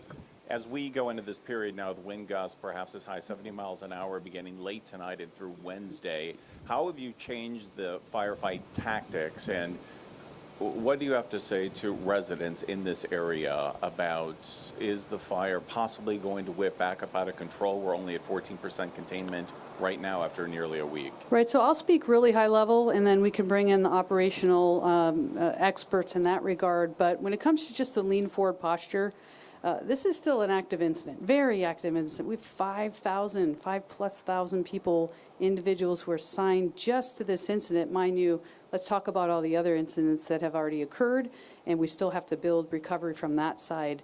That lean forward posture is very, very important. Do not let your guard down. The winds are here, so that's what we need the community to pay attention to specifically.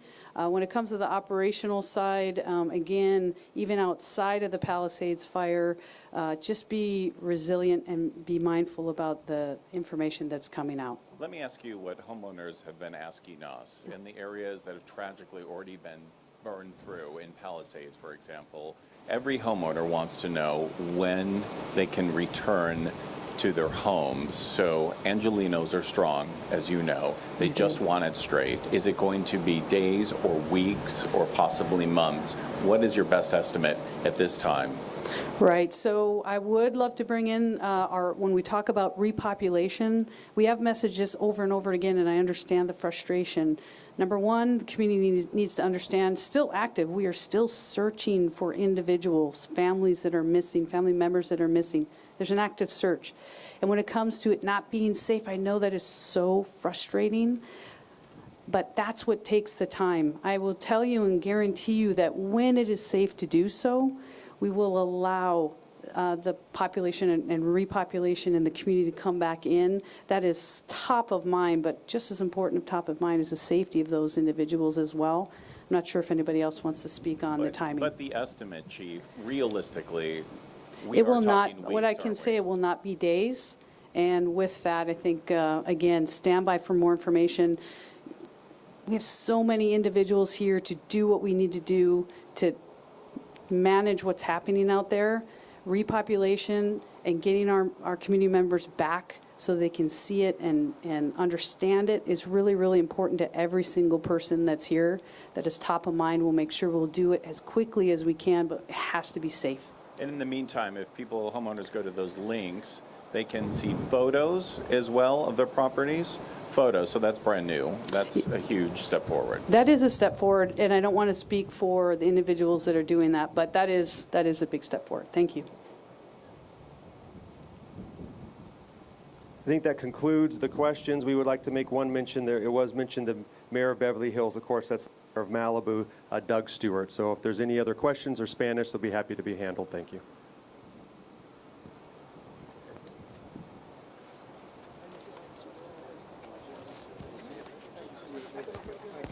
All right, we've been listening to local, state, and federal authorities, even the military, Jasmine, updating us on the very latest when it comes to the Palisades and Eaton fire. As we heard early on in the news conference, they were saying these fires are still active. The mission still is to get these fully contained. And of course, with the winds that we're expecting later tonight, that is a big concern. But it seems that for now, all units have been pre-deployed. They're in place. At least the fire department was saying they have been there for a while now. When the time comes, they'll be there. Yeah, and LA Fire Chief Kristen Crowley and saying that she went and did an aerial survey with LA Mayor Karen Bass. They saw so much loss, but also the success to save lives and property, and that, of course, containing the fire is still the top priority. And when the recovery slowly begins to unfold here, is going to be this unified effort to support those communities. But our elected leaders coming together, like you said, with law enforcement, with CAL FIRE, a showing of support there from also all across the country and the world, with resources coming in here just to help us fight these fires. And speaking of resources, Jasmine, 15,000 responders out there on the front lines from California, the Midwest, Canada, Mexico. We are well equipped when it comes to the folks who are here fighting the fire. And to hear that we are getting mutual aid, not only from Canada and Mexico, I think brings a lot of resolve to a lot of people that, my goodness, I mean, everybody is focused on getting this under control so the recovery can begin. And we were watching the view there of the Palisades, the destruction, and that fire in Palisades burning more than 23,000 acres. They're still slowly working on containment, which means cutting that containment line around the perimeter of the fire. But the concern with the winds today. And our Mike Rogers on the desk, he was just telling us a short time ago, the medical examiner has confirmed they have dealing with 24 deaths. If you might have heard of the news conference, the LAPD had a number, the Sheriff's Department had another number. But as Mike was telling us, it's the medical examiner who handles all of it, no matter where the deaths happen. And those numbers are at 24. When it comes to missing people, we heard that there's 26 people at one time who were missing. 17 were eventually found safe. 2 were found deceased, have not been ID'd yet. 1 was found at a shelter, refused to deal with law enforcement, and 6 still unaccounted for. And sadly, still going through the wreckage with cadaver dogs and trying to determine how many more people may have died in these fires. KCAL News at 4 starts right now.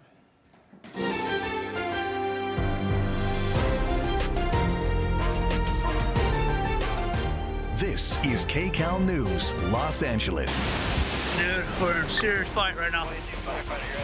Now at 4 o'clock, a harrowing look as firefighters put their lives on the line during a neighborhood inferno. And we are bracing for another round of wind across Southern California and red flag warnings. We've got at least a couple more days to go of critical fire conditions. We'll walk you through all of it coming up in your next weather forecast. And the rental rules in place to make sure displaced residents aren't being taken advantage of, and what the fire crisis could mean for all renters here in SoCal. Good afternoon, everyone. I'm Juan Fernandez. And I'm Jasmine Veal. We begin with the latest on the wildfires still smoldering right here in SoCal. So firefighters are making some great progress. The Eaton fire has burned, though, more than 14,000 acres. Containment 33%, at least 16 people killed there, making it one of the deadliest wildfires in California history. And progress on the largest fire, that's the Palisades fire. It's been holding at nearly 24,000 acres burned. The fire is 14% contained. At least 8 people have been killed. Well, the destruction left behind in these fires is truly heartbreaking and will leave these communities reeling for the foreseeable future. And then to make matters worse, you have more dangerous winds that are here on the way. That's right. We have team coverage on the SoCal firefight and the devastation, but first we want to get back to Evelyn Taft, tracking a red flag warning and when a new round of winds will move in. That's exactly right. And there might be a lull in the winds, and this is what's going to be happening. And that doesn't mean the forecast, as the National Weather Service said earlier, is just a bust. It's just going to go in and out, and it's certainly in for a lot of us. And the areas that you're seeing highlighted right now on your screen, that contouring, that orange color, these are the areas that are going to see the worst winds with this entire event. So this already telling the story right here. Take a closer look at what's happening right here. You will see most of the Ventura County coastal plain and interior portions of Ventura County. This is an easterly wind event. And we've got a couple forecast models we're looking at, not a ton of agreement, but as we get closer, we're starting to see this event materialize, and we're starting to see that it's clearly an easterly wind and a northeasterly event. So that means the majority of Ventura County is the bullseye tonight as far as the winds go. You'll see 45-mile-per-hour winds right now in Simi Valley, 31 for Camarillo, 22 for Malibu. Also the high desert, another spot where we're expecting very intense wind, and we're also looking at quite a bit of wind through Orange County tonight. So that's going to be the difference as well. We're looking at 25+ mile-per-hour winds currently. We're going to take you through all the wind. We're going to have your hour-by-hour forecast and really walk you through what we can expect over the next few days. We're expecting this wind event and this critical fire event, this portion of it, to last at least through Wednesday afternoon. For now, I'll send it right back to you, Juan and Jasmine. In Malibu tonight, many are remembering the life and the legacy of a local icon lost to the Palisades fire, known as the Malibu Man of Mystery. KCAL's Rena Nakano live on PCH, where his home, nicknamed the Crab Shack, once stood. Rena.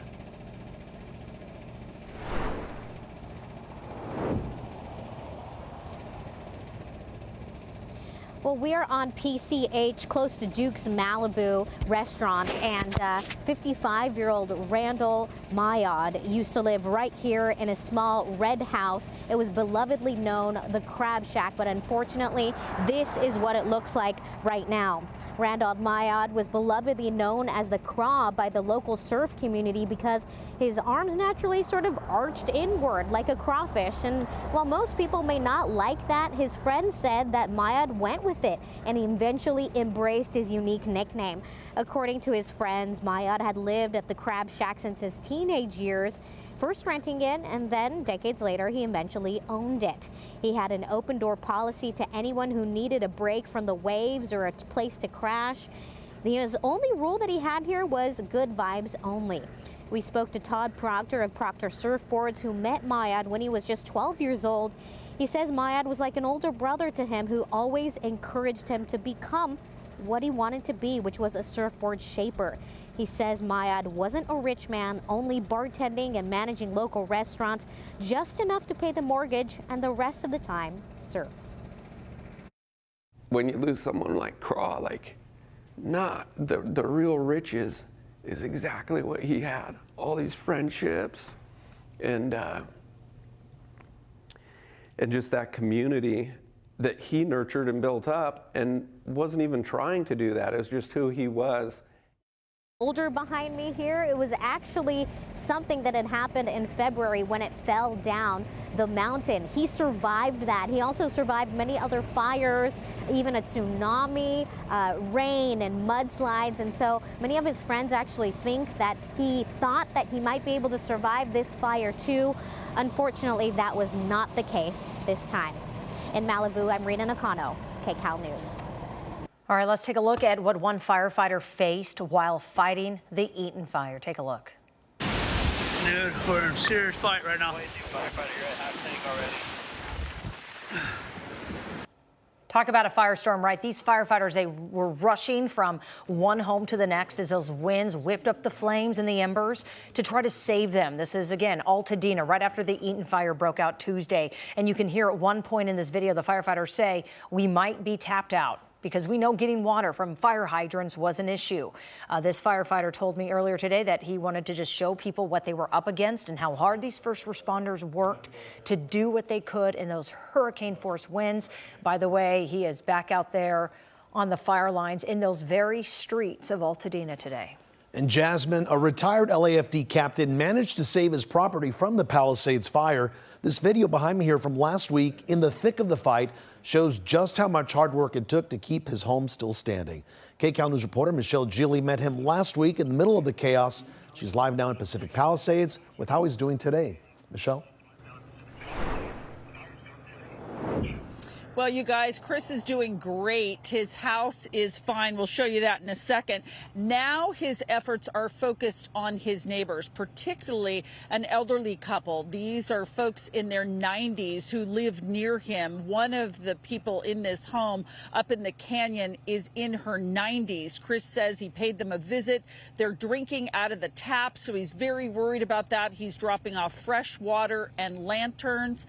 As for Chris Hansen, he hopes that he's already gone through the worst of things. This is how close the fire came last Tuesday to retired LA County Fire Captain Chris Hansen's Malibu home. Hansen credits hard work from numerous firefighters and lots of defensible space around his property as a key reason his home is still here. He'll be keeping a close eye on his neighborhood as the wind kicks up. I think we're looking really good. I'm very careful of my words. I've said some things in the past with my personal opinion. I don't think the winds are going to be like they were on Tuesday night. That was a different type of a wind event. I mean, there's structures around here that lost pretty big metal girders that were ripped out of the ground. So I think it was some hurricane force winds on Tuesday evening. There was a lot of traffic outside of Hansen's door Monday. Utility crews were stretched along PCH, working on gas lines and power poles. Chris Hansen is powering some lights and refrigerator in his home with generators.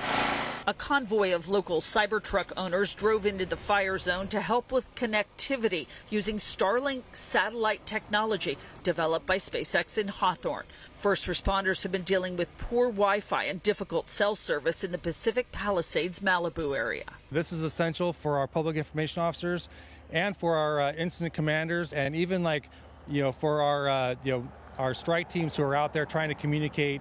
And we have radio communications, but this will enable cell phone and wireless communication. It's good that we're able to help, and even if it's just a tiny fraction, being able to contribute, I think it feels good. Now, I want to point out what you see behind me here. This is a National Guard staging area. What we've been seeing over the last day or so are members pitching tents. You can see all of those armored vehicles and the Jeeps behind me. At many of the roadblocks, we're seeing these Guard members in law enforcement posts. The governor has initiated an activation of 2,500 Guard members. So look behind me here. This is a new camp that's cropped up at Will Rogers State Beach. In Pacific Palisades, I'm Michelle Gili. Back to you. And tonight's wild card game between the Rams and Vikings was relocated to Arizona. Darren Haynes live at the State Farm Stadium there, and he's got a very special guest with him. Darren? Yeah, I'm here with Rams team president Kevin Demoff, and I'm with Kevin right now, and basically he was looking around, and I was like, when you look around here and you see your Rams here in Arizona, what comes to mind? Explain what you were thinking. I mean, it's surreal that you're playing a home playoff game in Arizona, but pride, the organization, the NFL, the Cardinals, being able to move this game here on 3 days' notice, and to see it all blue, to see our graphics up in the air, to hear our PA announcer, to see our cheerleaders, and see our fans, you know, taking over the stadium. Just a lot of pride in our organization, our fan base, and excited to go help LA out for the next few hours. Now, the NFL was looking into all of this on when they should possibly move this game, but you made that decision before then. What made you make that decision on why it was so important to make it early? We were on a call Thursday with the fire chiefs and public safety officials, and just the anguish in their voices, the concern for the community. You felt like you were taking their time away even by having the call. And at that moment in your gut, you knew it was the right thing to do, and maybe it could get better, but we were holding 500 rooms that could go to evacuees that night if we canceled the game for the Rams and the Vikings. Didn't have to worry about resources, and it would give us the best chance to make this game the best possible environment. It was a hard decision. We earned a home game, but it was the right decision for our community, and we always said if we were wrong and we could have played tonight, that was the best thing that could have happened in LA, that things are going that much better. Well, let's hope it feels like a home game after they get this win here out in Glendale. Back to you guys in the studio. Incredible what they've done in just a short time to get the game there. Darren, thank you so much. And busting over those fans. Oh, yeah. Well, our fire team coverage continues as firefighters work around the clock. It's just devastating to see all of the damage left behind as the Eaton fire continues to burn. Here we see neighborhoods leveled, but we talked to one family who made a shocking discovery as they were allowed back into their neighborhood here on Poppy Fields Drive and Marengo. We'll tell you what they saw when they went into their home, coming up on KCAL News. If you're looking for a place, you already know rents are going up dramatically. I'm Masa Saidi asking what's being done to protect you next.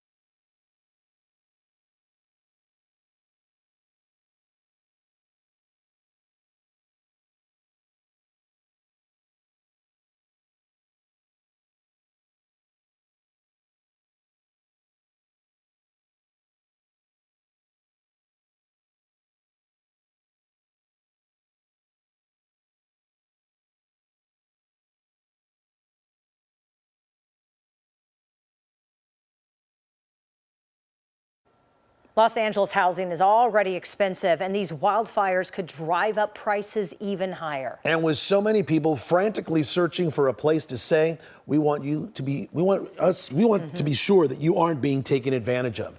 CBS News investigative reporter Masa Sadie is live in San Gabriel, breaking down the rules and what you all need to know. Masa? Juan, Jasmine, we're outside one of the centers set up to help people. As you guys said, right now, housing is a huge issue. We found that rents are going up dramatically at times, and it's taking some by surprise.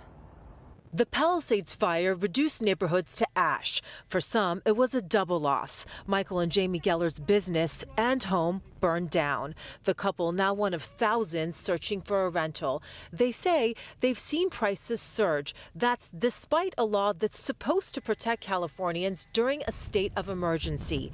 The law forbids increasing prices more than 10%. The way that the real estate agents are getting around that is by telling applicants that, oh, we have a much larger offer than asking.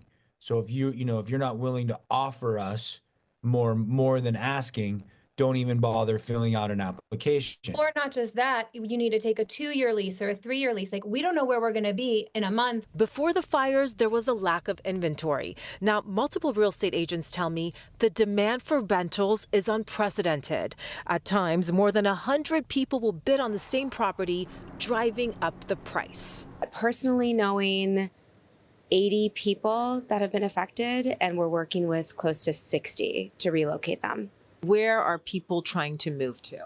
In general, the Palisades victims want to stay in Brentwood and Santa Monica, but we are really urging them to think outside the box and to go further south to Culver City, Marina del Rey, Mar Vista, and Venice. So what's being done to protect you? We went to Los Angeles District Attorney Nathan Hochman. We anticipate, unfortunately, that there'll be a number of these cases coming down the pipe. It seems to be pretty widespread. Do you have the resources to actually go after people? Oh, we do.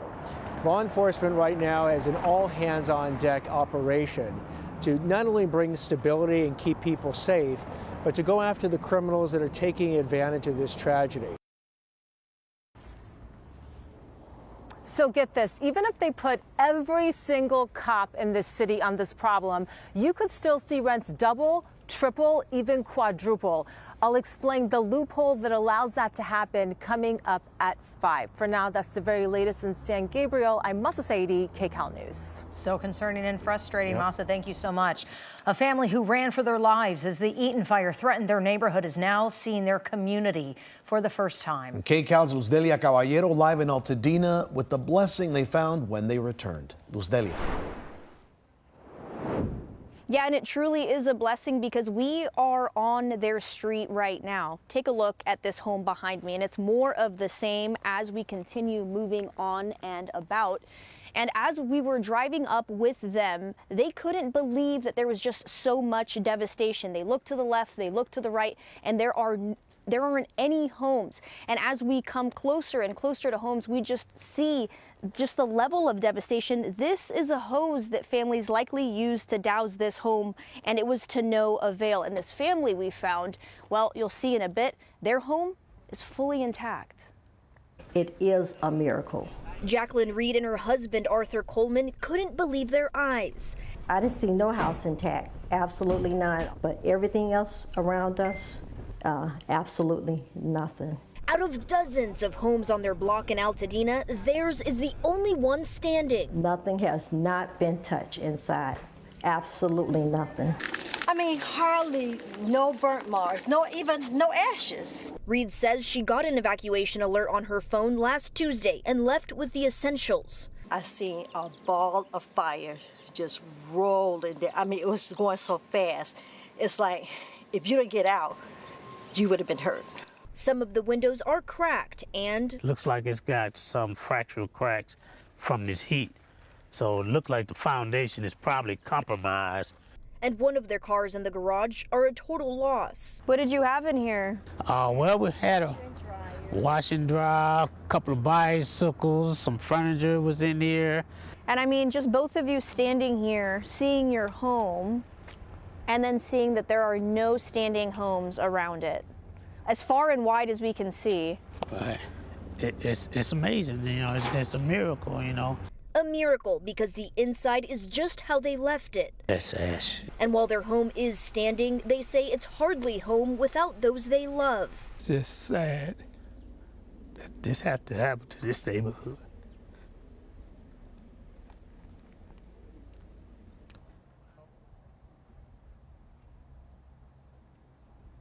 And you know, while they will be able to make memories likely sooner than their neighbors should they decide to come home a little earlier, just look at this. This is a swing in front of the home across the street. And this home, as you saw earlier, is gone. Just residents here who do have a home are looking at no electricity, dealing with no gas, obviously no internet and no drinkable water. So this community is definitely going to have to face many more hardships until they can finally call this place home. Reporting live in Altadena, Luz Delia Caballero, KCAL News. Such a long road. All right, Luz Delia. More dangerous winds are on the horizon. Meteorologist Evelyn Taft is looking ahead at when the gusts will be back in her next weather forecast, Ev. Yeah, and already starting to pick up for some of us, actually. Juan and Jazz, as we get a look at your next weather wind gusts, I do want to show you the windiest spots. So we're looking at more of an easterly and northeasterly event. So what does that mean at this point? Well, first and foremost, it means Ventura County is really getting hit the hardest. In an easterly event, this is sort of what a traditional event looks like, where we see a lot of Ventura County. I mean, this includes interior portions of Ventura County, the coast, and of course, the mountains as well, all affected. The Santa Clarita Valley, especially windy, 43-mile-per-hour wind gusts, 30 in Palmdale. Orange County as well, looking at 20-plus-mile-per-hour wind speeds along with the IE. We are looking at a little respite in the wind right here through most of the basin, parts of the San Gabriel Valley. We will take it along the 210 corridor there, and also getting a little bit of a break through parts of the Santa Monica Bay, the Palisades as well, getting a little bit of a break from the wind. We could get gusts rolling through, and there could be a lull at times, and then just wind that all of a sudden picks up. And that will be the case through tonight and tomorrow.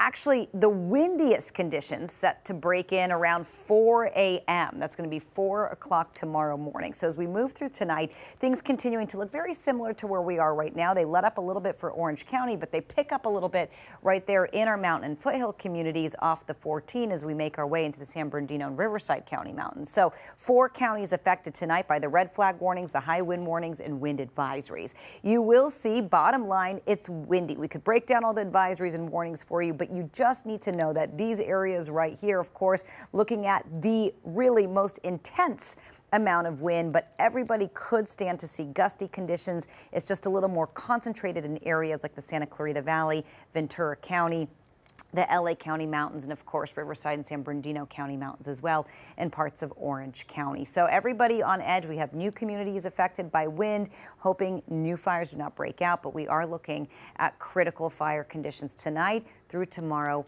even through Wednesday afternoon at this point. So once we move through Wednesday, things will start to let up, but not until later in the day. We're going to focus more on your extended forecast. We were holding on to maybe hope of a little bit of rain, but doesn't look like it's materializing, at least not for the rest of the week and maybe even the month. Could be one of the driest winters on record.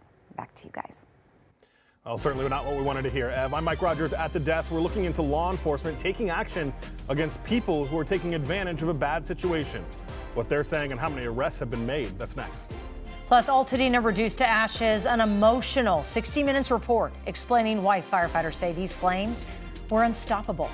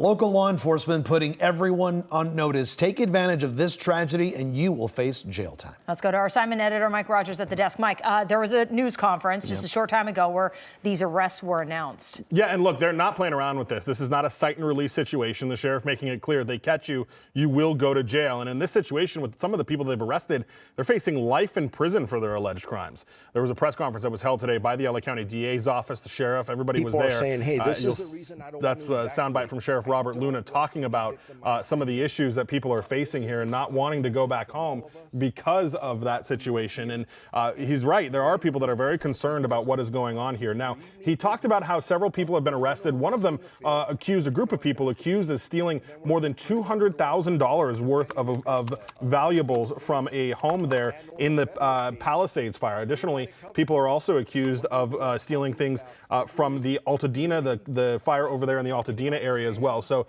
really kind of a difficult situation. And in one of these situations, the DA even said that they were trying to get away, and during their alleged getaway attempt, they actually hit a car and seriously injured a person and then took off. That person they also caught, the driver of that situation, they also caught and they arrested him. He also faces several long years in prison if convicted in these cases. So lots of difficult things going on here. And unfortunately, law enforcement says they will be here to catch you if you are accused of doing these things. And if you were accused of being here, the feds are involved now as well, you guys. And I want to see if we can play that bite from Sheriff Robert Luna. People are saying, hey, this is the reason I don't want to evacuate. I don't want to be victimized again. This is a strong message from all of us that we are here. And when we catch people, we mean business. We're going to arrest in the field. We're going to investigate.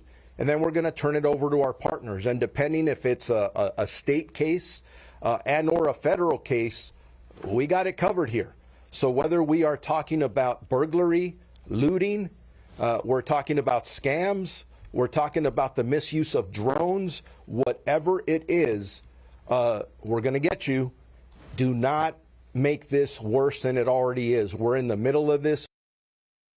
Yeah, the sheriff there saying the prosecutors from LA County and at the federal level are eager to get their hands on any cases that may involve people allegedly trying to victimize people who have already been the victims of these horrific fires, guys. And their message is very clear. Yep. Don't do it. Okay, Mike, thank you. Overcome by fire. Mother Nature owned us those 2 days. A whole town burned to the ground. A 60 Minutes report now taking us inside the Altadena devastation to give us a new sobering perspective.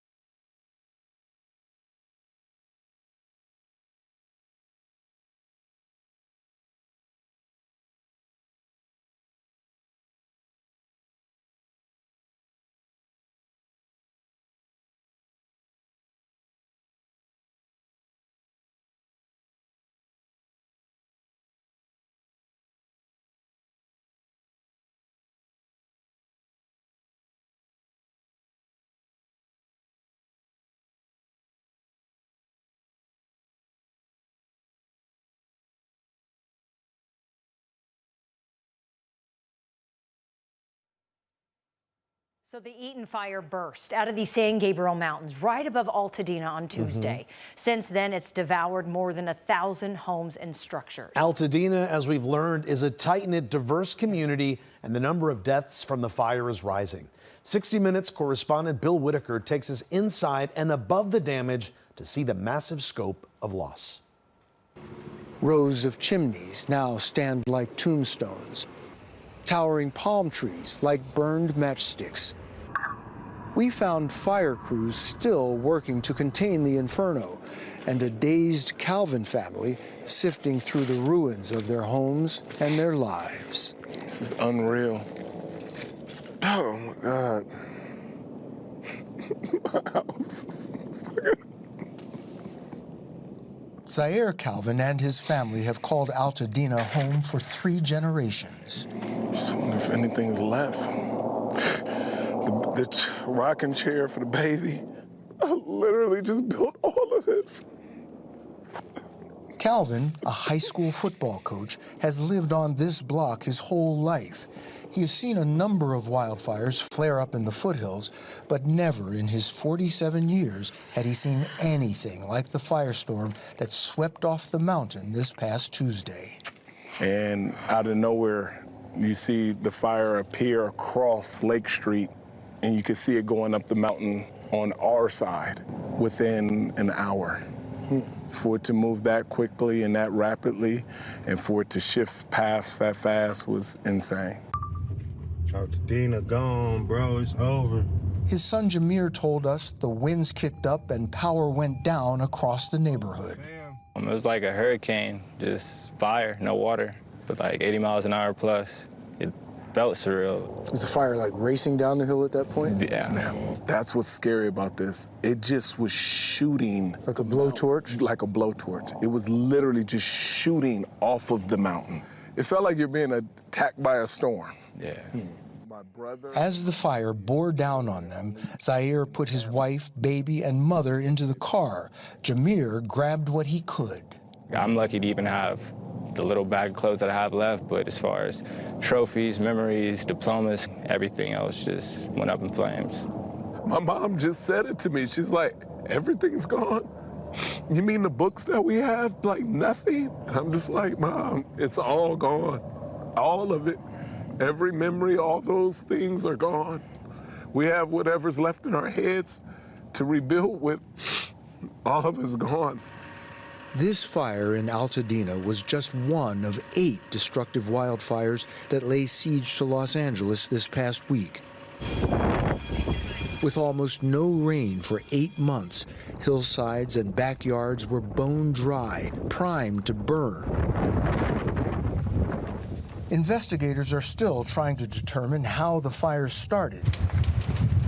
But whipped by ferocious Santa Ana winds, those blazes roared down city streets and spread like a deadly virus. No place seemed immune. Neighborhoods not engulfed in flames were blanketed by smoke and ash. Wealth and status offered no protection. Affluent Pacific Palisades was first to fall. Thousands of structures were destroyed. Thousands of people were forced to flee.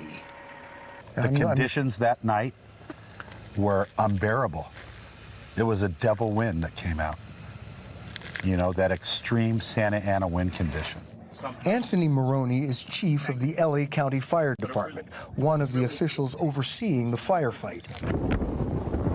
He told us the devil winds hurled embers far ahead of the fire, like snowfall from hell.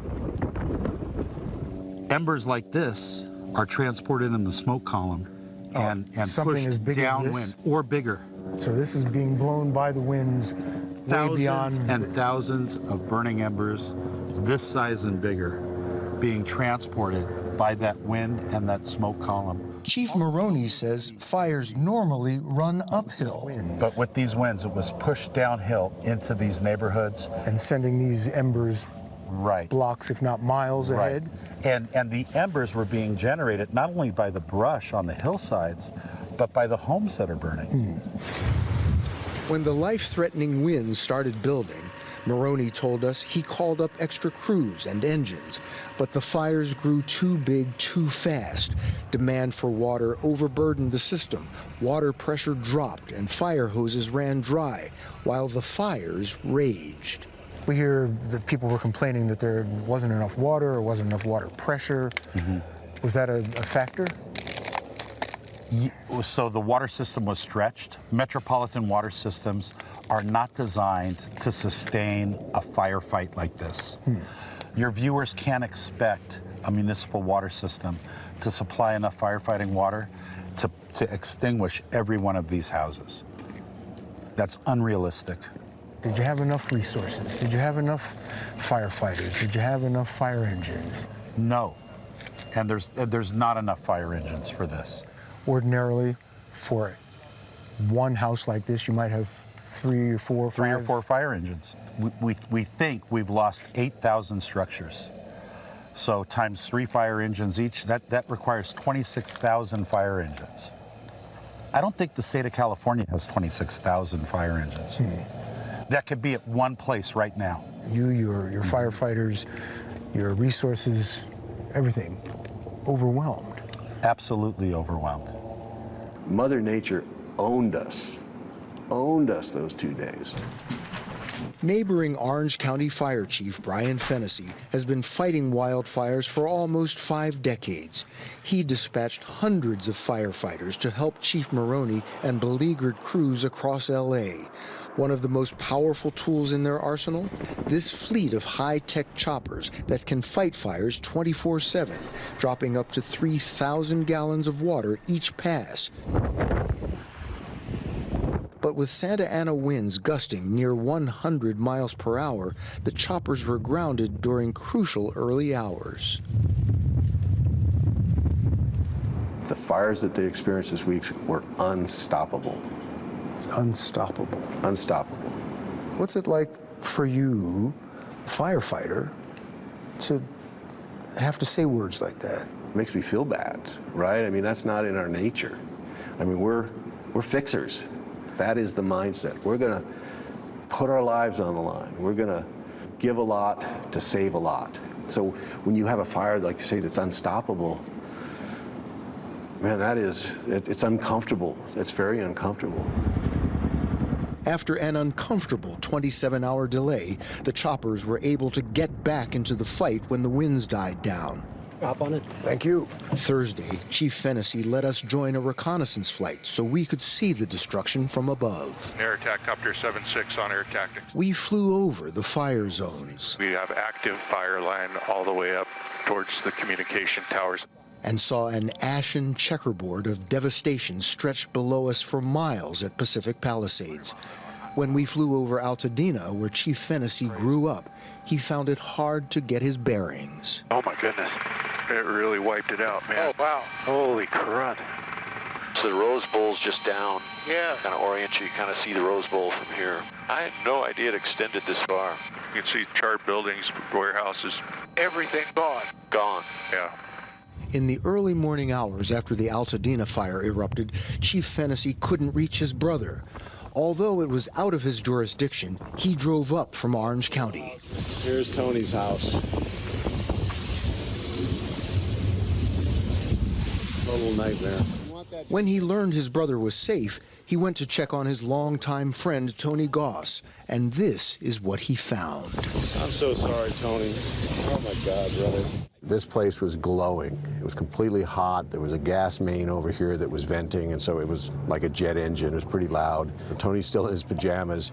He looks like a firefighter. His face is, black from all the soot, and he's walking around, I don't know if you remember this, you walk around kind of talking to yourself. Goss had tried to save his home armed with just a garden hose, but the fire was too fierce. When we met him, he was still in disbelief that he'd been forced to walk away from his family home of more than 60 years. But this was gone. I knew it was time to leave. So I pulled out, all my neighbors are right there. I said, no, it's time. I don't need to die today. Chief Fennessy then went down the road to his brother's house. The block was in flames. He discovered the gas meter at the house next door was surrounded by fire and about to ignite. And he said there was no water. So I needed to cool this down. So Fennessy got creative. I ended up forcing entry through the front door and went through the house, into the kitchen looking for bottled water, anything that I could use. And so I ended up finding a carton of milk, and I think there were a couple beers or sodas, whatever the heck they were, and came out here and really, literally had to kind of go in there under the heat, wet it, and then get out because it was just, this house was just burning. And had to do that a few times till it was done. And Bet you've never saved a house with milk before. No. To do nothing means the home's going to be lost. Yeah. And in this case, yeah, a little bit of milk and a couple beers really saved the day. The houses he fought to save are the only two left standing on the block. The devil winds are forecast to intensify again tomorrow through Wednesday. Evacuation orders have been expanded. The city remains on edge. These fires are going to be an impact, to the community, families, people for many, many years to come. This is one of those fires, if not the fire, that they're going to be telling their grandchildren about. It's just rubble. What is this? In the chaos of evacuating his baby and elderly mother to safety, Zaire Calvin got separated from his sister Evelyn. She lived next door. Everybody's yelling, get out. I'm thinking that she's getting out. And the next day after the storm, I come back and her car's still there. So at that point, in my brain, my soul is shaking. He and his cousin found Evelyn's remains in the rubble. Oh, Evelyn, why did you leave? Zaire's grief is shared. 5 Calvin family members lived on this block. 4 lost their houses. But they're trying to hold on to the hope that they can rebuild their beloved community. Everyone's in the same boat. Like everybody you would depend on, everybody you would go to, they're all homeless also. They just lost everything. They've lost all the memories, all the joy, everything that we've built together. In this neighborhood, we all lost together. And I hate it. I hate it because I love Altadena. And so heartbreaking. The people who do live in Altadena loved it. You know that for sure. And we're hearing so many stories similar to that where one family member stayed behind.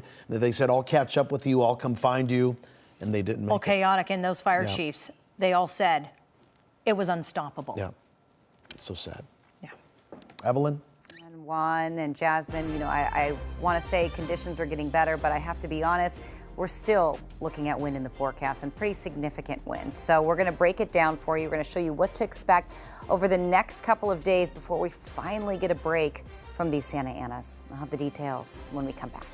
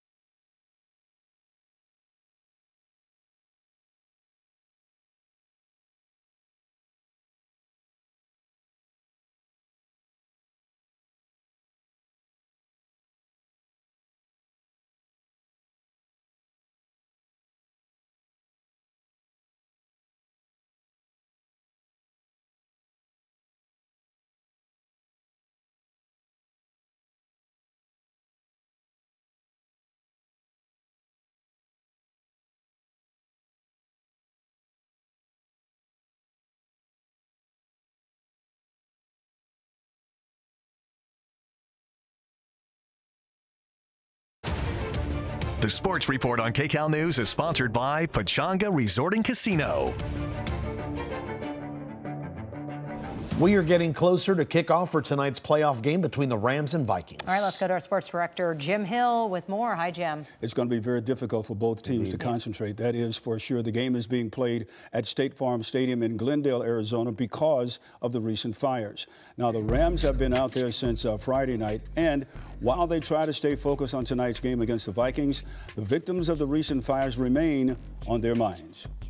You try to be normal in the sense of like, hey, these are the same things that we're asking you to be, just being present with this moment. But there's nothing normal about practicing at the Arizona Cardinals facility and, you know, everything that's going on, all the implications that are going around. You still feel that. I think our group's built for this. You know, this is a unique situation, but I think all the things that we've been through this year, this group is built for this, and we're looking forward to going and competing. Now, Andrew Whitworth played 16 seasons in the NFL, including 5 with the Rams. Now, the former offensive tackle works as an analyst, and moments ago, Darren Haynes spoke with him. When I pulled up to the stadium, it's obviously a place as a Ram. I had a lot of success, so there was a good feeling there. And then when I walked out here and I saw all this Ram stuff, it just kind of hits you what's going on, and it brings all those emotions of why we're here and how much this means for Arizona, honestly, to open their arms and create an experience that, you know what, we're in the same division, there's a lot of competition, but you know what, this is about something bigger than just football. When I look at your shirt, and for the people who can't see it, it's the LA Fire Department across the shirt. A lot of people are wearing that. When you wear that across your chest, also the team that you used to play for, what sense of pride do you have supporting those people back home, knowing what they're doing in the Los Angeles area? Well, it's unbelievable. I think as an athlete, sometimes you get labeled a hero or somebody that people look up to. But, man, our real-life heroes are our service people, you know, whether that be through the military, first responders, firefighters, police. Those are real-life heroes, man. They're out there sacrificing every day for our well-being. So, for me, watching honestly, the courage and bravery, I'm so impressed. And to me, I look up to them. We all look up to them. They are the real heroes. Juan, back to you now. They sure are, Jim. Thank you. Well, we know this. We've been forecasting it. SoCal is bracing for more Santa Ana winds. In our final check of our next weather forecast, Evelyn, you're tracking the timing, you're tracking the strength of these winds. Yep, that's exactly right. I mean, Jasmine and Juan, the timing is now. We're already looking at quite a bit of wind across Southern California and expecting more of it as we move into the overnight hours. We'll see some lulls, we'll see some peaks, and right now, certainly looking at quite a bit of wind coming through Ventura County. And this is actually where we're going to see the windy spots as we move through this wind event, because it's an easterly to northeasterly wind. So when we get an easterly wind event, generally it's areas like Ventura County affected, but also the high desert, the Santa Clarita Valley, parts of Orange County. 4 counties affected with this, with a lot of LA County sort of taking a little bit of a break, which is good news. Parts of the San Gabriel Valley right there, and of course from the Palisades through the Santa Monica Bay, we are looking at a little bit of a calmer forecast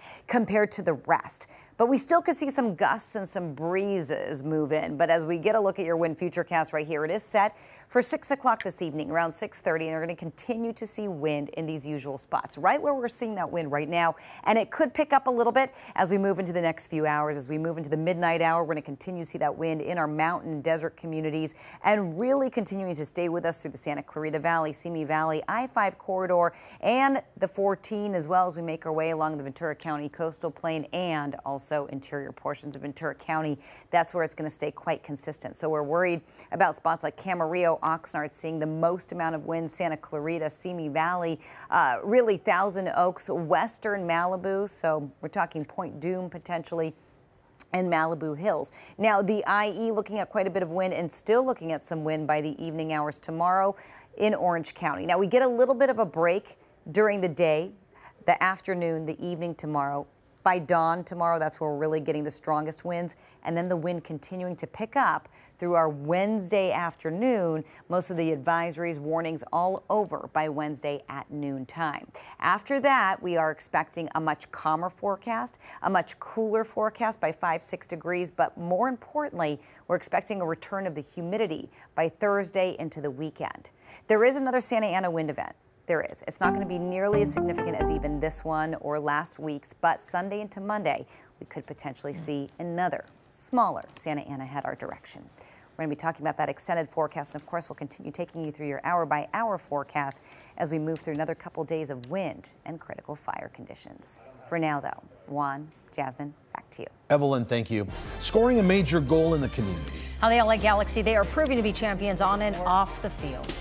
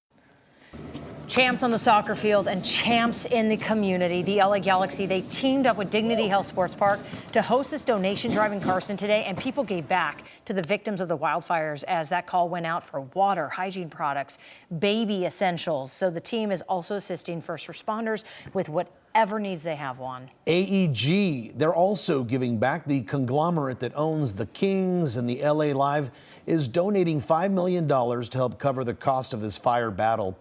In total, 12 LA professional sports organizations have pledged a combined donation of more than $8 million, all to support fire victims.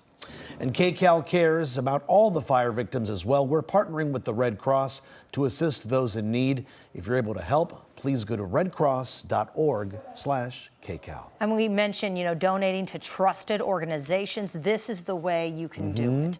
Monetary donations that are so desperately needed for the weeks and the months to come. Indeed. You got it. Thank you so much for watching KCAL News at 4 o'clock. Our next newscast moments away. That's KCAL News at 5 on CBS Los Angeles, Channel 2. And we're always on KCALnews.com and streaming on CBS News Los Angeles. We'll see you again tonight for more news on KCAL News at 8, 9, and 10.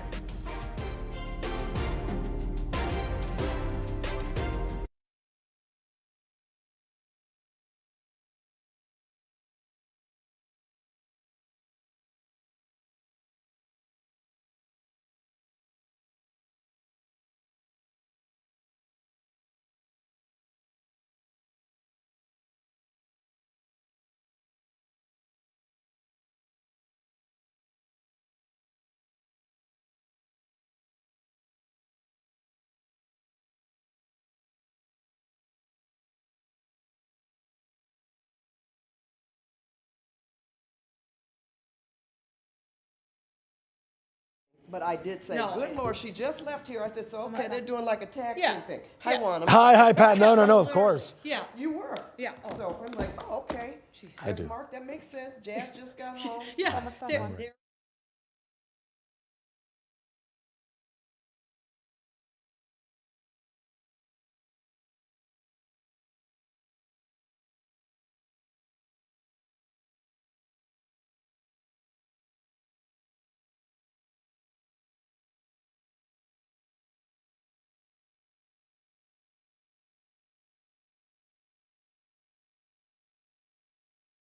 So scared. We thought that I said, no, she knows what she's doing, but Yeah. but you know. Thank God Oliver knew what he was doing. Well, that too, right? Yeah. Just on social. Yeah, just on. I think they posted. Yeah. Like, oh my God. It is weird. I wasn't like that worried, but then when I got in the truck, I was like, are the tires gonna burn? And then I was like, oh. Yep, like no. Hey. And it was a lot of embers that hit you in the face. I mean, it was a Yeah, lot. you turn.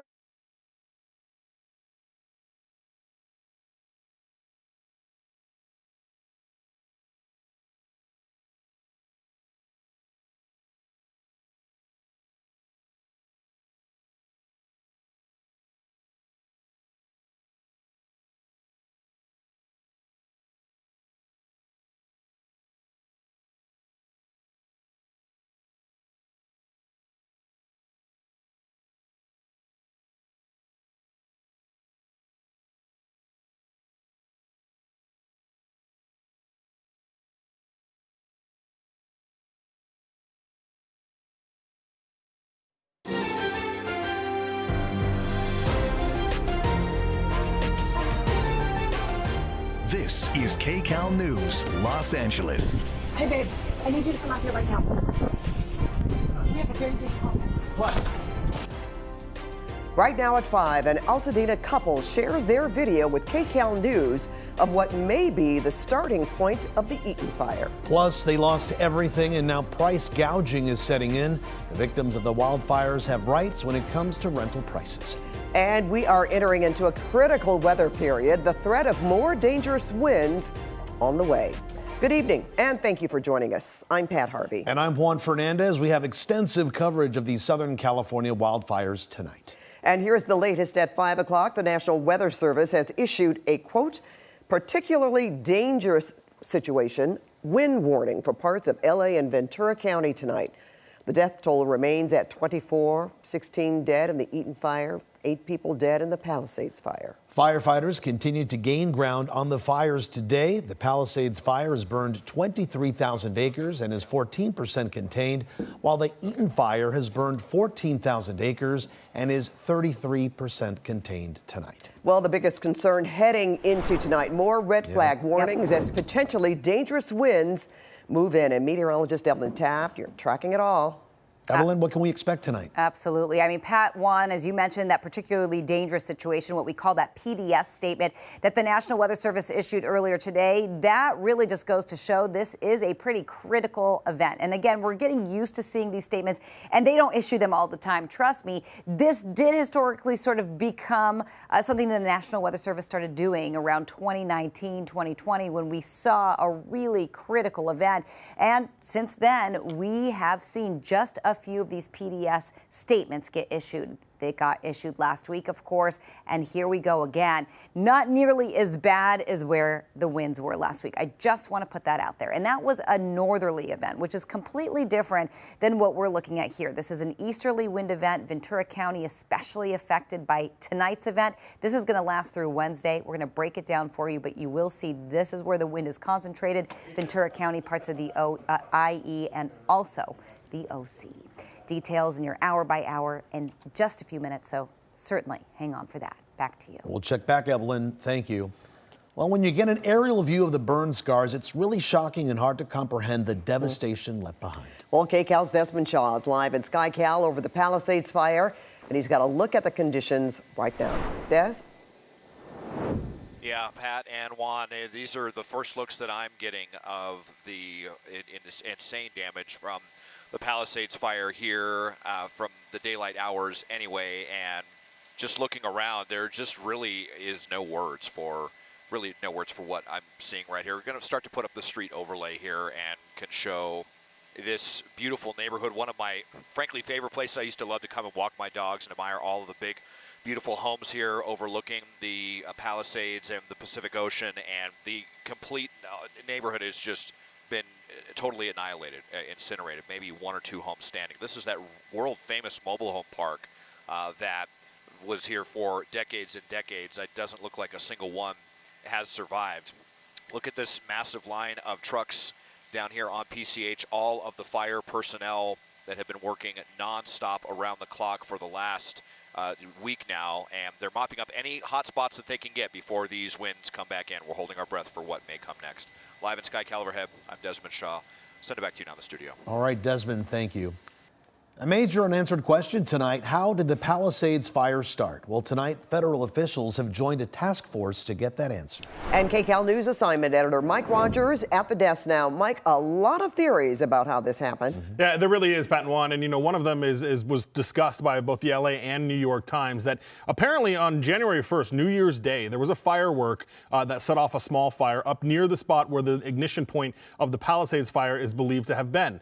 Some fire experts are concluding that maybe that fire wasn't all the way out when it was first dispatched on January 1st and rekindled during the intense winds last Tuesday. That is still under investigation, and you can see here we caught federal officials there on the investigation at the Palisades fire. This is just to the northeast of the community there where it started, or where the most of the damage began and where the fire started. We saw ATF down there along with fire officials, law enforcement officials. Chief of Police Jim McDonnell says that the LA Sheriff's arson unit is also down there. But I wanted to give you this bird's eye view. The rocks right in the center of your screen, that's where those officials were. And then you can see the fire spread and burn to the southeast and the southwest. What's interesting, though, is the damage, most of the damage to all of those homes is actually further away from the fire's origin point, and that has to do with all of the embers that spread. And when you look around, you see a lot of homes here are still standing. Certainly there are some that are destroyed in between, but the homes that are nearest to the start of the fire actually almost fared better than the ones that are further away, which just goes to show you that erratic fire behavior and the embers and how far they fly and all of that. Chief Jim McDonnell was asked about the theory today about that old fire that rekindled. Here's what he had to say. They're looking at all possibilities. They can't talk about the investigation while it's ongoing. As you know, they're also looking at the cause and point of origin for all of these fires. So the task force that we mentioned yesterday that's together is being led by the Bureau of Alcohol, Tobacco, and Firearms. They are the best in the business. Yeah, best in the business. They're the same group of investigators that figured out what caused the Conception boat fire off the coast of Santa Barbara that killed more than 30 people. So the chief is confident that this group of investigators is going to figure out exactly what started this fire, but we probably won't hear about that until they're pretty sure exactly what happened, guys. All right, that's going to be quite the investigation. Yeah. Thanks so much. All right, one Altadena couple may have captured the first moments of the Eaton fire. They took this cell phone video of a utility tower along Eaton Canyon Trail bursting into flames Tuesday night. Well, KCAL's Jeff Nguyen is live in Altadena with a new lawsuit aimed at Southern California Edison and that couple's mad dash to safety. Jeff.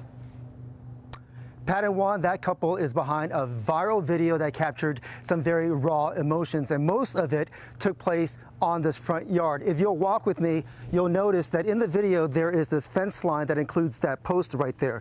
And as John Schreiber tilts up to the hill right there, you see a number of firefighters around that tower right there. Well, nearly a week ago, it was surrounded by flames that sent an ember cast enveloping this entire neighborhood. Hey, babe, I need you to come out here right now. Holy Harrowing video captured by Jeffrey Koo and his wife Cheryl as hurricane-like winds pushed deadly flames towards their Altadena neighborhood in the early hours of the Eaton fire last Tuesday. Oh no! Babe, we gotta go. It was definitely a thing out of a nightmare. Cheryl had just come home from work when she noticed the flames near this utility tower along the Eaton Canyon Trail. A lawsuit has been filed in which lawyers for the plaintiffs say we are committed to holding Southern California Edison accountable. In response, the utility company says our hearts remain with our communities during the devastating fires. And SCE understands that a lawsuit related to the Eaton fire has been filed, but has not yet been served with the complaint. I'm gonna spray the roof. Koo says he tried to use his garden hose to spray down his home, but gave up within 60 seconds. The wind was blowing so hard that the water was kind of forming an arc. Please, God, save us. Save our house. It was sensory, everything overload. He says between the roaring winds, ember cast, and suffocating smoke, he and Cheryl had to run for their lives. It was unbearable to be outside, and the sky had started to turn a deep orange, which I felt like that was that was our time to go. Bye. At one point, I think I had broken down because I'd said goodbye to the house and I started to sob. Koo and his wife are currently staying at a hotel with their 2 dogs. Their home, which is in the evacuation zone, is still standing. He managed to piece together his Ring camera video and what he captured on his phone and added timestamps to show what can happen in just 34 minutes. To just kind of hit home that you really can't delay in taking it seriously. Earlier, Sky Cow was able to capture video of some people in yellow jackets working around the metal tower that is seen in the social media post with the flames. In a statement last week, Southern California Edison said distribution lines immediately to the west of Eaton Canyon were de-energized well before the reported start time of the fire as part of SCE's Public Safety Power Shutoff program. And we have also reached out to the fire department to see if they have sent arson investigators here to look into some of this. And right now, we are waiting to hear back. Of course, a spokesperson did tell us earlier that they are going through hundreds of reports and working through all of them as soon as they can. For now, we are live in Altadena. Jeff Nguyen, KCAL News. And that, of course, is going to take some time. Jeff, thank you. In Malibu tonight, many are remembering the life and legacy of a local icon lost to the Palisades fire, known as the Malibu Man of Mystery. And what a story he has. KCAL's Rena Nakano live on PCH, where his home, nicknamed the Crab Shack, once stood. Rena.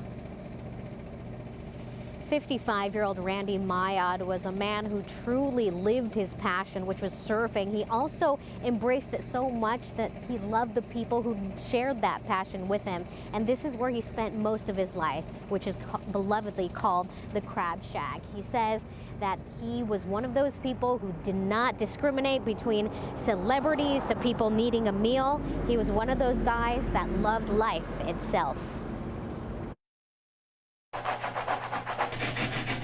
Todd Proctor was supposed to go to college, but at 18, his best friend told him he was too talented a surfboard shaper to go that path. He's like, well, that's easy.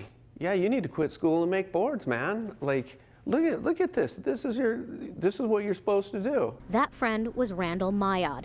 Proctor was only 12 when he met Mayad on the waves in Malibu. He was like an older brother who always looked after him. Mike told me that he had to leave, he had to go to work, so it's our job. We got to make sure you get home. So just like, we're here surfing all day, so just surf for as long as you want. Mayad was belovedly known as the Craw by his local surf community because his arms naturally arched inward like a crawfish. He later embraced that nickname. Since his late teens, he'd lived in this little red home off PCH known as the Crab Shack. He had an open-door policy to anyone who needed a break from the waves or a place to crash. His only rule was good vibes only. He loved people. Like, you hear that word thrown around, but he really did. Living in the spot for more than 30 years, he'd lived through so many natural disasters, from fires to mudslides to tsunamis and even rock slides. KCAL News interviewed him in February when this large boulder narrowly missed his home. So 10 o'clock Sunday night, I'm just chilling, watching TV, and then I hear a kaboom. And that's why Proctor believes he didn't evacuate. His last few things was, I'm fine, and he was joking, and I've been through this before, don't worry about me. But this time, the flames engulfed the Crab Shack with him inside. Proctor says his death is an immeasurable loss to the community. Thank you, Craw. Brighten up my life, encourage me, brighten up everybody's life. And back out here live, we couldn't help but notice this one garden chair that is still sort of standing despite all of its materials melted out. You could just imagine how many times he had sat on that chair with those many, many friends and companions that came out here to the Crab Shack to just enjoy life. And I asked also Proctor how many people he thought maybe came through this Crab Shack. He says hundreds, it has to be in the thousands. So that's the kind of man that Randolph Mayad was. Reporting live out here in Malibu tonight, I'm Rena Nakano. Seems like he was a friend to many. So well loved. Saw another interview with a friend of his, and just the stories are remarkable. Thank you, Rena. Well, they lost everything in the wildfires, and now they're falling victim to price gouging. We have important information about renters' rights for the wildfire victims. Dave? And still ahead, you see that city back there standing tall throughout all this destruction? Well, we have a story of resilience for you, a story you'll see nowhere else but right here. Looking forward to seeing that. And we are getting a look at downtown. Clear skies, looks nice and calm in this shot because downtown, well, calm, but others not. Wind picking up across Southern California, and we do have, with the National Weather Service is deeming a particularly dangerous situation for at least 2 more days. All the details coming up in your next weather forecast.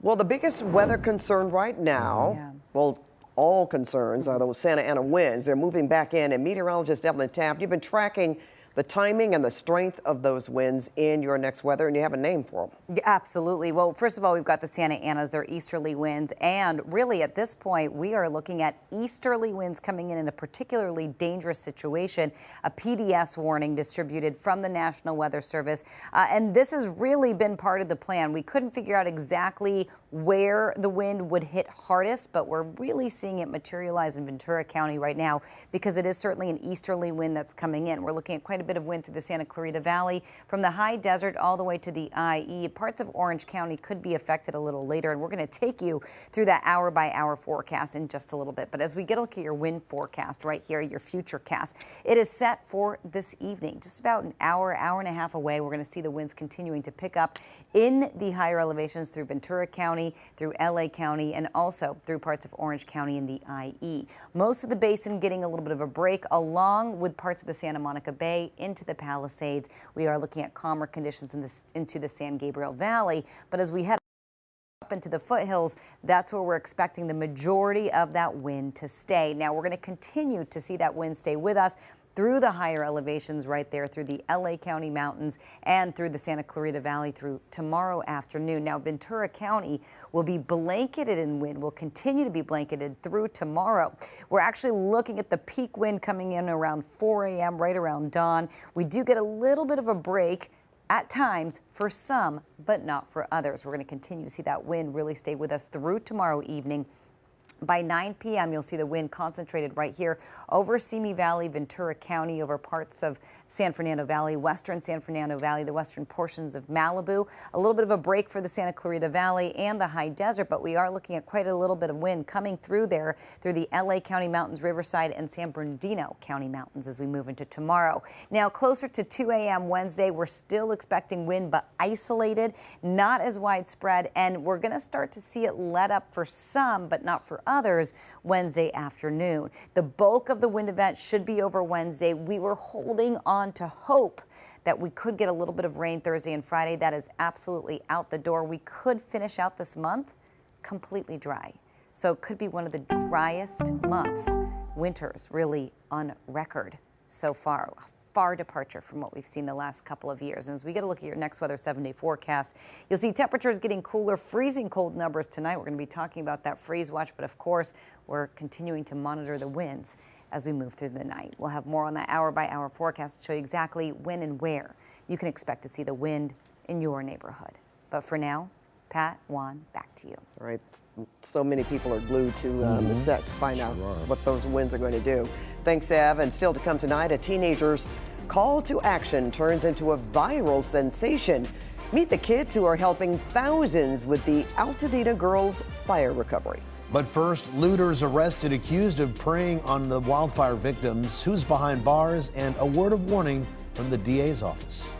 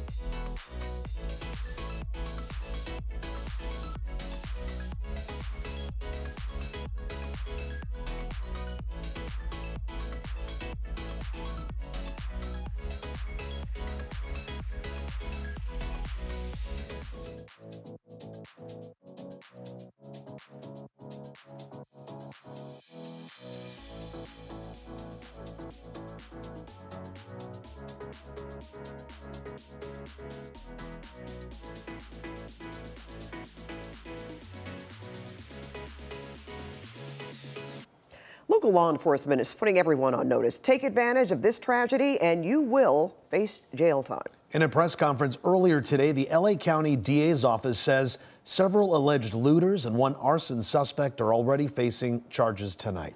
One group accused of stealing more than $200,000 worth of valuables from a home in the Pacific Palisades area. Law enforcement saying people didn't want to leave their homes in part because of the fear of bad actors taking advantage of their vulnerability. This is a strong message from all of us that we are here, and when we catch people, we mean business. We're going to arrest in the field, we're going to investigate, and then we're going to turn it over to our partners. And depending if it's a state case and or a federal case, we got it covered here. Well, 6 p.m. to 6 a.m. curfews are still in effect for fire zones to prevent more potential crimes under the cover of night. And next here at 5:30, a former fire captain turned hero in Malibu. Meet the man who's been helping his neighbors who are hunkered down in the area. Mike? And Pat, here at the desk, we're looking into arrests for flying drones over the fire areas. The significant damage it's already caused as you look live from SkyCal over the Palisades fire. The message from federal law enforcement. That's at 5:30.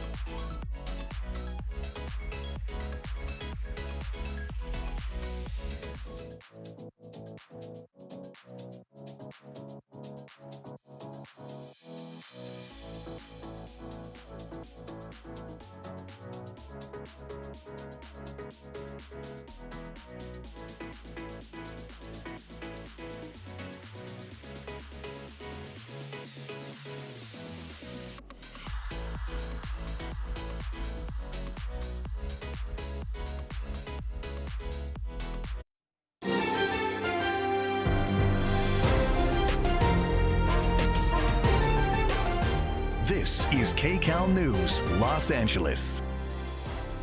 The Super Scooper grounded after it hit a drone over the Palisades fire.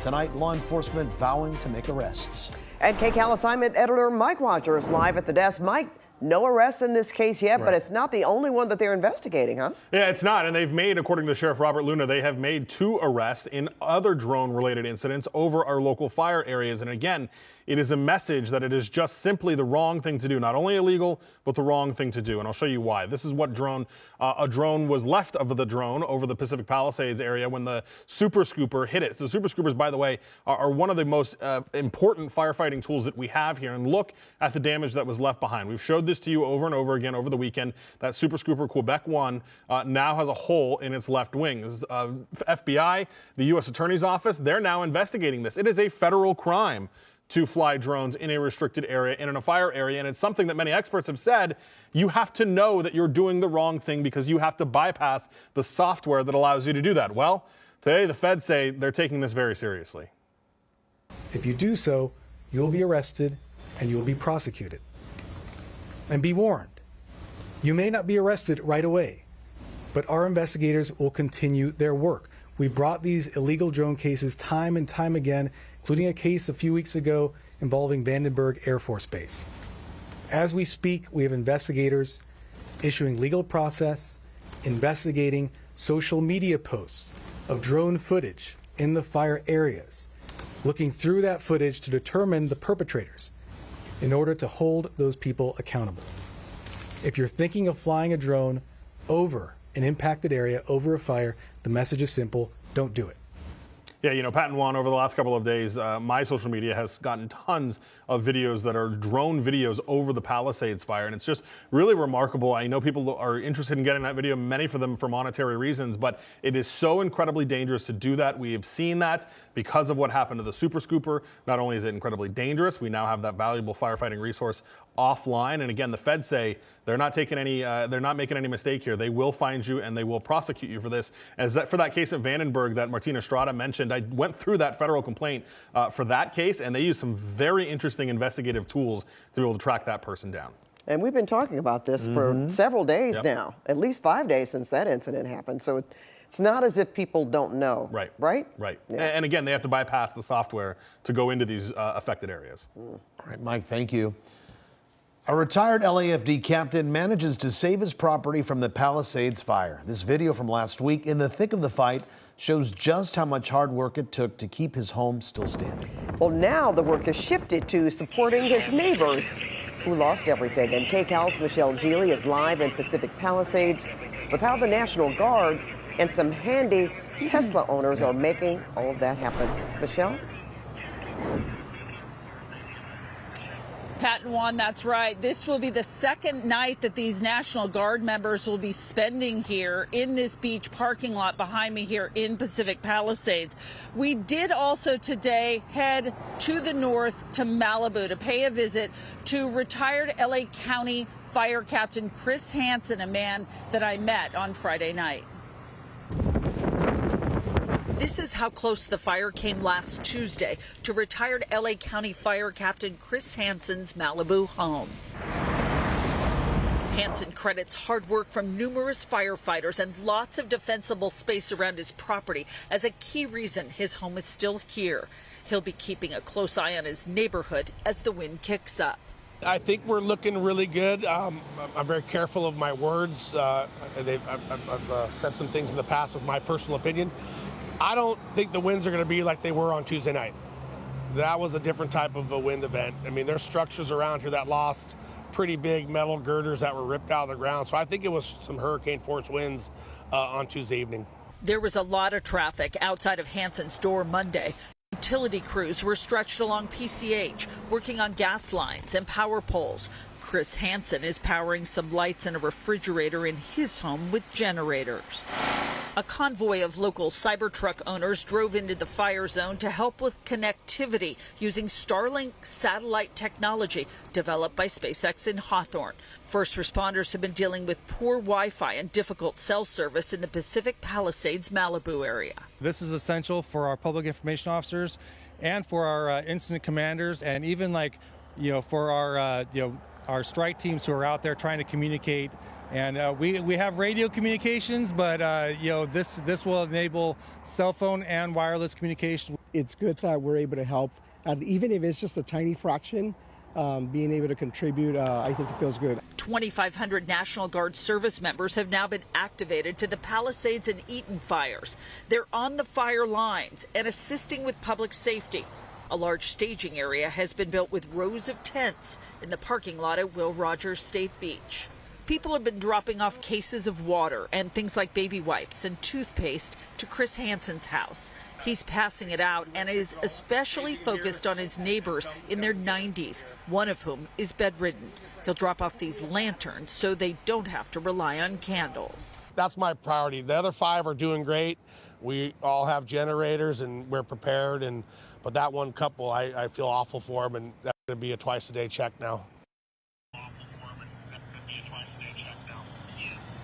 Chris Hansen tells me that couple was drinking out of the tap, so he has educated them and is making sure that they are only drinking bottled water. He says he is keeping the closest eye on the most vulnerable who live around him. By the way, 2 of the members that you see here behind me, these National Guard members, are from the city of Ontario. They have been activated. They're military police officers. That is their job full-time, and that is their job here in the National Guard for these fires. That's the latest live in Pacific Palisades. I'm Michelle Gili.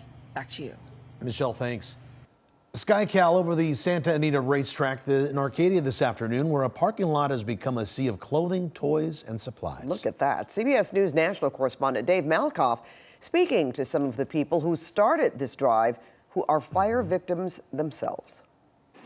Yeah, the city is hurting right now, and I think this picture right here says it all. You've got the beautiful, steady skyline standing tall right in the middle of all of this destruction here. But we have a story of resilience for you right now. It is the story of people who are basically just hot dog vendors who've never managed anything more than that, but now they've managed to raise up the feelings of Los Angeles. As the first rays of sunlight hit the darkness of the wildfires, not far from these smoldering hotspots, you'll find thousands of people at the Santa Anita racetrack for a kind of give and take. More warm things is what we're looking for. Warm. All this. Like sweats. For free. Organized by a group of social media savvy street vendors like Jimmy Medina. Yeah, so it started with 500 hot dogs, and it became to this. We got hot dogs, got steak and cheese sandwiches, got PB&J. It's great. Baby clothes, diapers, wipes, all the, essentials. Jimmy's home is 4 minutes from the burn zone in Altadena. An evacuation order has kept them from going home for days. Hotel and his wife Monica, baby boy, and older daughter are all living at the hotel while Jimmy manages all this. I slept here for 48 hours, and the smoke really damaged my asthma. So that's the reason why I got the hotel on Saturday, because of my son. He doesn't like it either. Yeah, my son. We can't be there. The apartment smells like smoke. There's like ashes all over the, the floors and stuff. It's been hard. I haven't been able to volunteer my time the way I would like to be out here, because I've been going to work, and then I have the kids because I work a full-time job as well. Honestly, I did all this too, especially from the heart, but not only that, to keep my mind distracted, keep myself distracted. I'd rather put my time into people to help others. As this giant event of giving turned into haircuts by moonlight, the family needed to change over themselves from being volunteers and organizers of all this to actually going back to the hotel they're temporarily calling home. We don't have a lot of stuff here. We just kind of grabbed whatever we could at the moment. This tiny room is how countless evacuees are living right now. It's just been kind of crazy, It's just really stressful, because it's just like you don't know if you're going to have a home to come to at the end of the day. Some nights, her husband has just slept here, distracting himself from the reality. He still needs to take care of himself, and he's not doing that. So that's why it's kind of overwhelming. It's stressful. I'm trying to be a mom. I'm trying to be a wife, and it's hard, because I feel like I want to be in so many different places, and I'm just one person, This kind of need has no end. The fire danger is still looming, and back at the hotel, there's still a mom trying her best to keep it together. And I was over there being there for people. Like, there's a bunch of people that were just crying, so that makes me cry. You know, that's what makes me so emotional. And the fact that my husband has been able to help certain people that have lost everything, that makes me feel good, knowing that he could do that for other people. And that's what matters. We're here for one another. Sorry, I'm gonna get emotional. But yeah, that's what matters to me and my family. Yeah, just imagine what she's going through. And she was just in that hotel with her and her son and her daughter. It's also her husband that stays there every once in a while. So 4 people in that tiny hotel room. They have no idea when they're going to go back to their house. And their house is just about a mile from where I'm standing right now. In Altadena, I'm Dave Malkoff, CBS News. What a powerful story. One of certainly resilience, but I like what they said, distraction. You wouldn't necessarily think of this word right now, but keep the mind busy. Absolutely. That's right. And we do have a reminder. We are partnering with the Red Cross to assist those in need. If you're able to help, please go to redcross.org/KCAL or scan that QR code you see on your screen. New videos showing the hurricane-force winds and the firestorm when the Eaton fire ignited last week. Those dramatic moments are next. Plus, Jim. Pat, I'm Jim Hill. Coming up in sports, scoring a huge goal for the community. We're going to tell you how the LA Galaxy are champions both on and off the pitch. That's next in sports.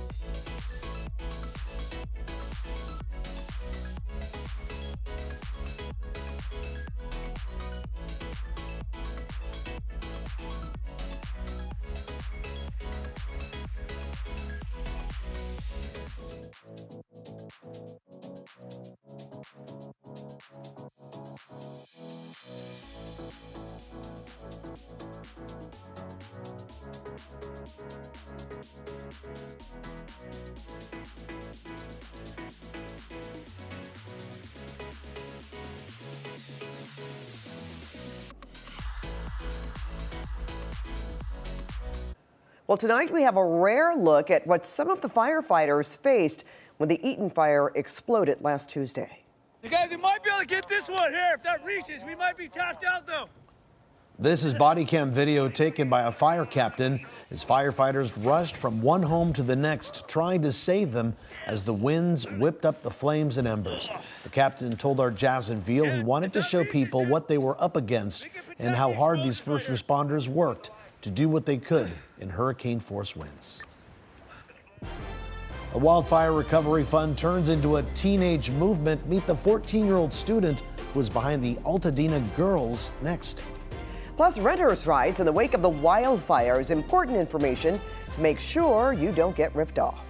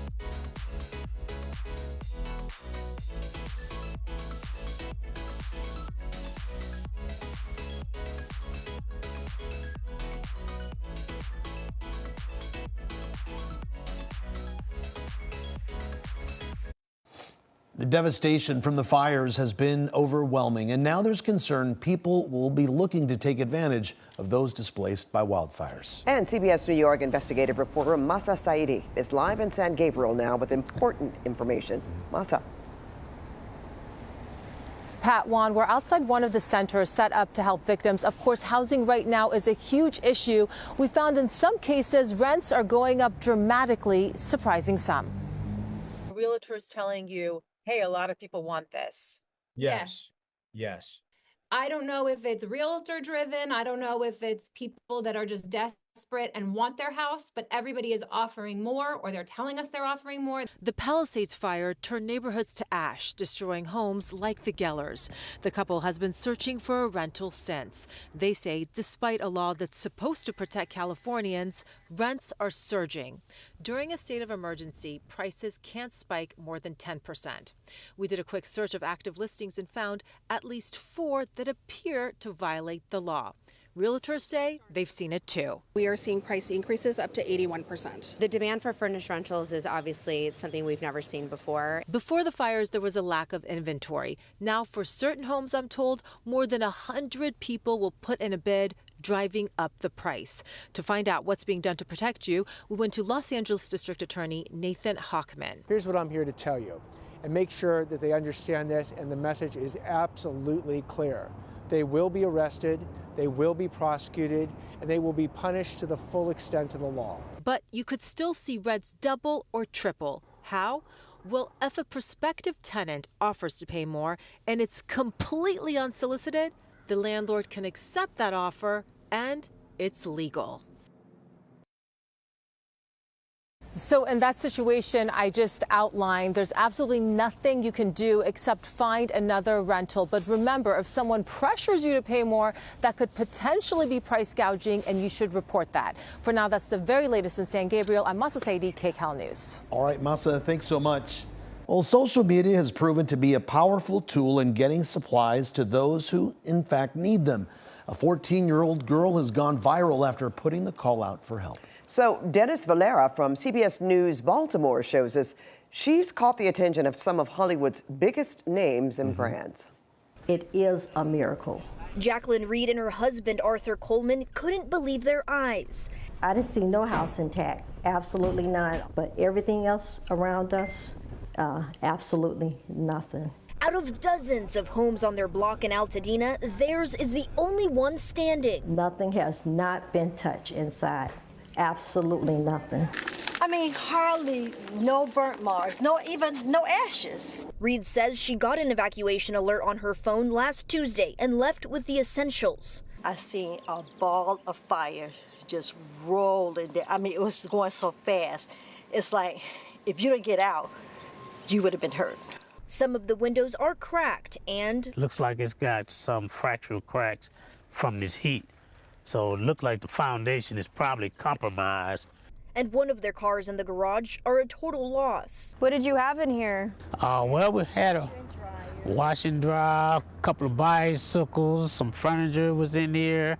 And I mean, just both of you standing here, seeing your home, and then seeing that there are no standing homes around it, as far and wide as we can see. But it's amazing, you know, it's a miracle, you know.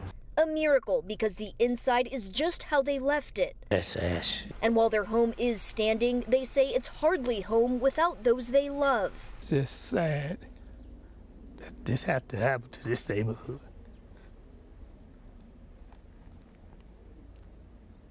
With all these beautiful people. That's just sad. But they say seeing how the community is coming together in a time of grief gives them hope. You see all the donations? For now, Reed and Coleman say they will wait until their neighbors start building again because the pain of seeing the Altadena they know and love being wiped by flames is too much to bear. We'll figure it out. We have Altadena strong, so we'll figure it out. Story by our Luz Delia Cabarero. That's right. Well, now for an update on the winds right now. Let's go to meteorologist Evelyn Taft.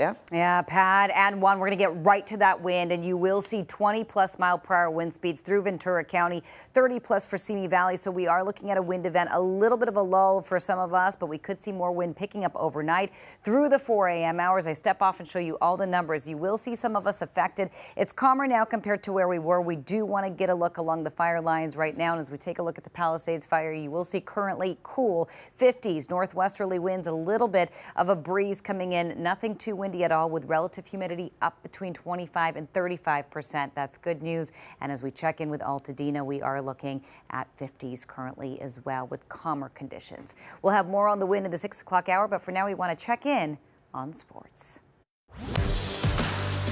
Sports on CBS Los Angeles is sponsored by Rotolo Chevrolet, pursuing excellence every day. Well, and thank you very much. This is one of the few times when all of our Laker organizations and all of our sporting organizations are on the same squad. The Lakers, Dodgers, Chargers, Rams, and 8 other local sports teams have pledged a combined donation of more than $8 million to support victims in need. AEG is also giving back. The conglomerate that owns the Kings, Galaxy, and LA Live is donating $1 million to pledge earlier today. And Carson, the Galaxy hosted a donation drive. Chris Hayrie spoke with a former Galaxy player, Kobe Jones. It's a sense of pride. You know, I know what the Galaxy and the Galaxy fans have to offer, and this has been a tough situation for everybody in Los Angeles and the surrounding areas. And this gives, you know, the Galaxy fans and anyone the opportunity to try to find a way to give back, because, you know, there's different ways to do that, and this is one where we can make it very easy for donations to come in. Meanwhile, Altadena native Tristan Boyer is half a world away, getting ready to play his first Australian Open at the same time his hometown burned. I spoke to him from Australia, Melbourne to be exact, as he balances professional highs with the challenges here at home.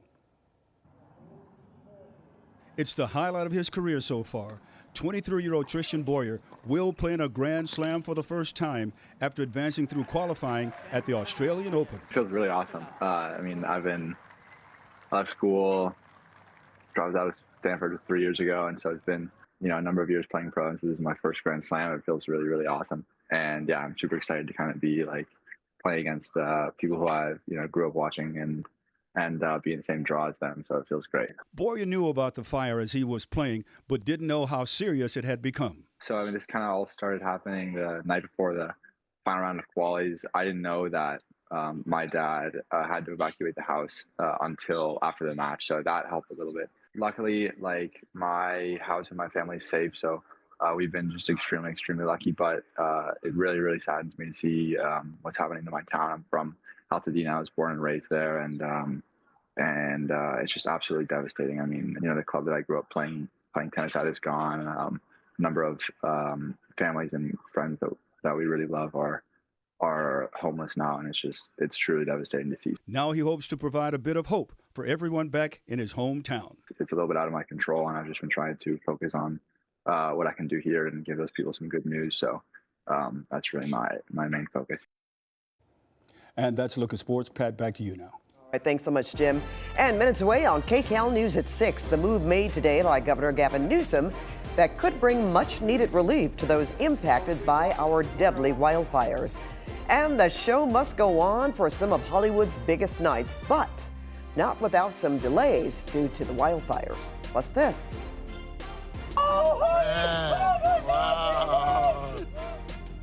The tearful reunion that one pet owner thought would never happen. That's all I had on KCAL News at 6.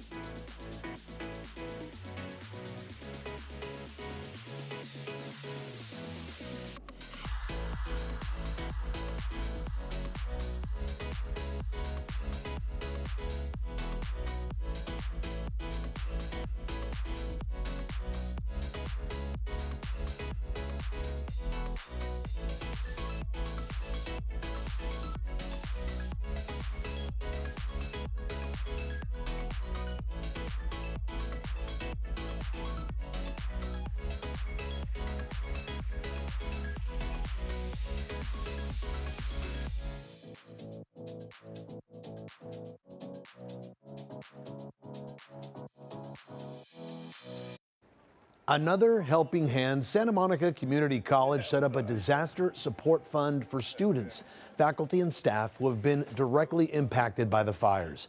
100% of donations go to victims, including temporary housing. We want to thank you for watching KCAL News at 5. KCAL News at 6 starts right now.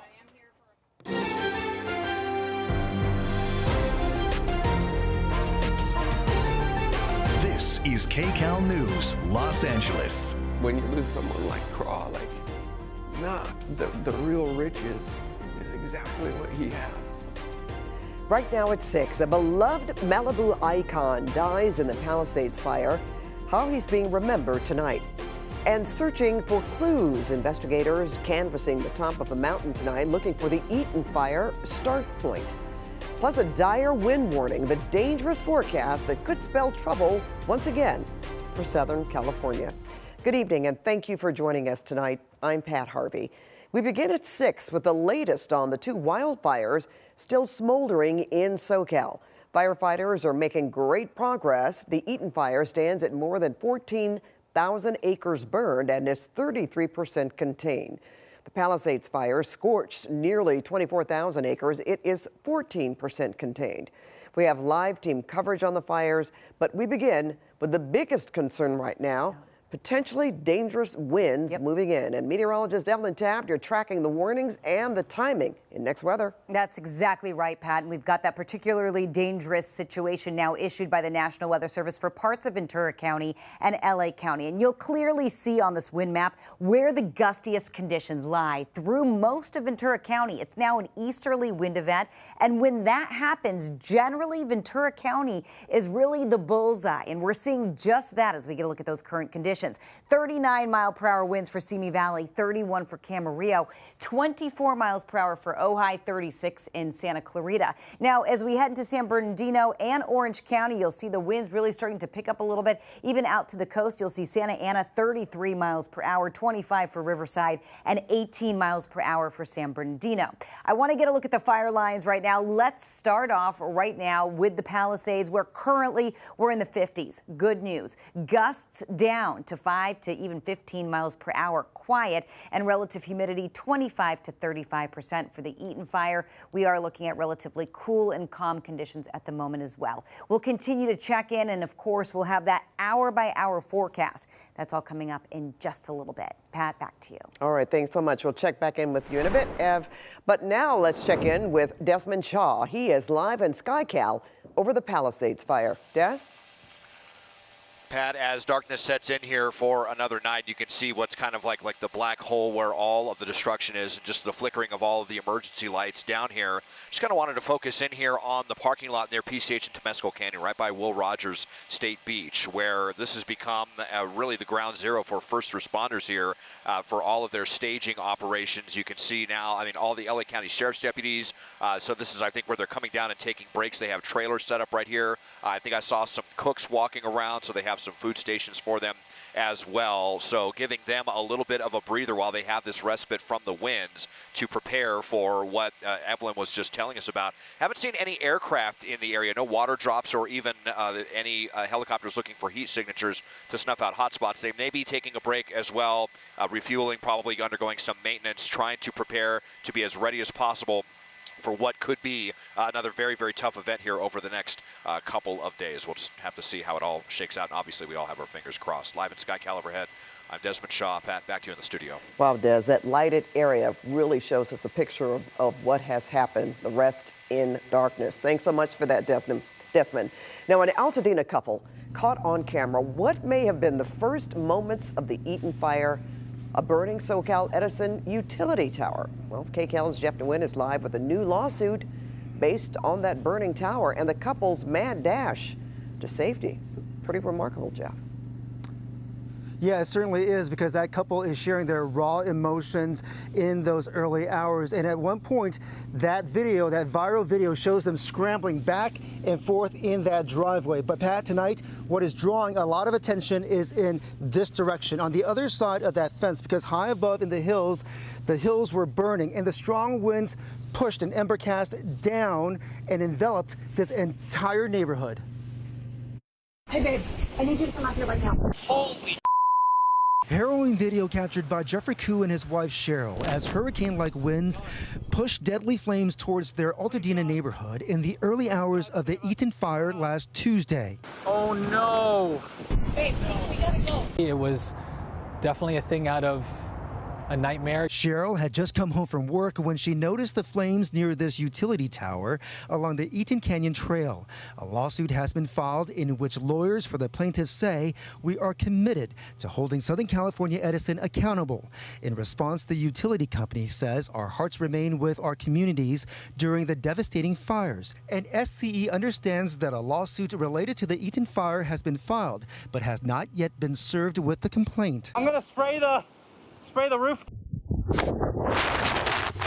Koo says he tried to use his garden hose to spray down his home, but gave up within 60 seconds. The wind was blowing so hard that the water was kind of forming an arc. Please, God, save us, save our house.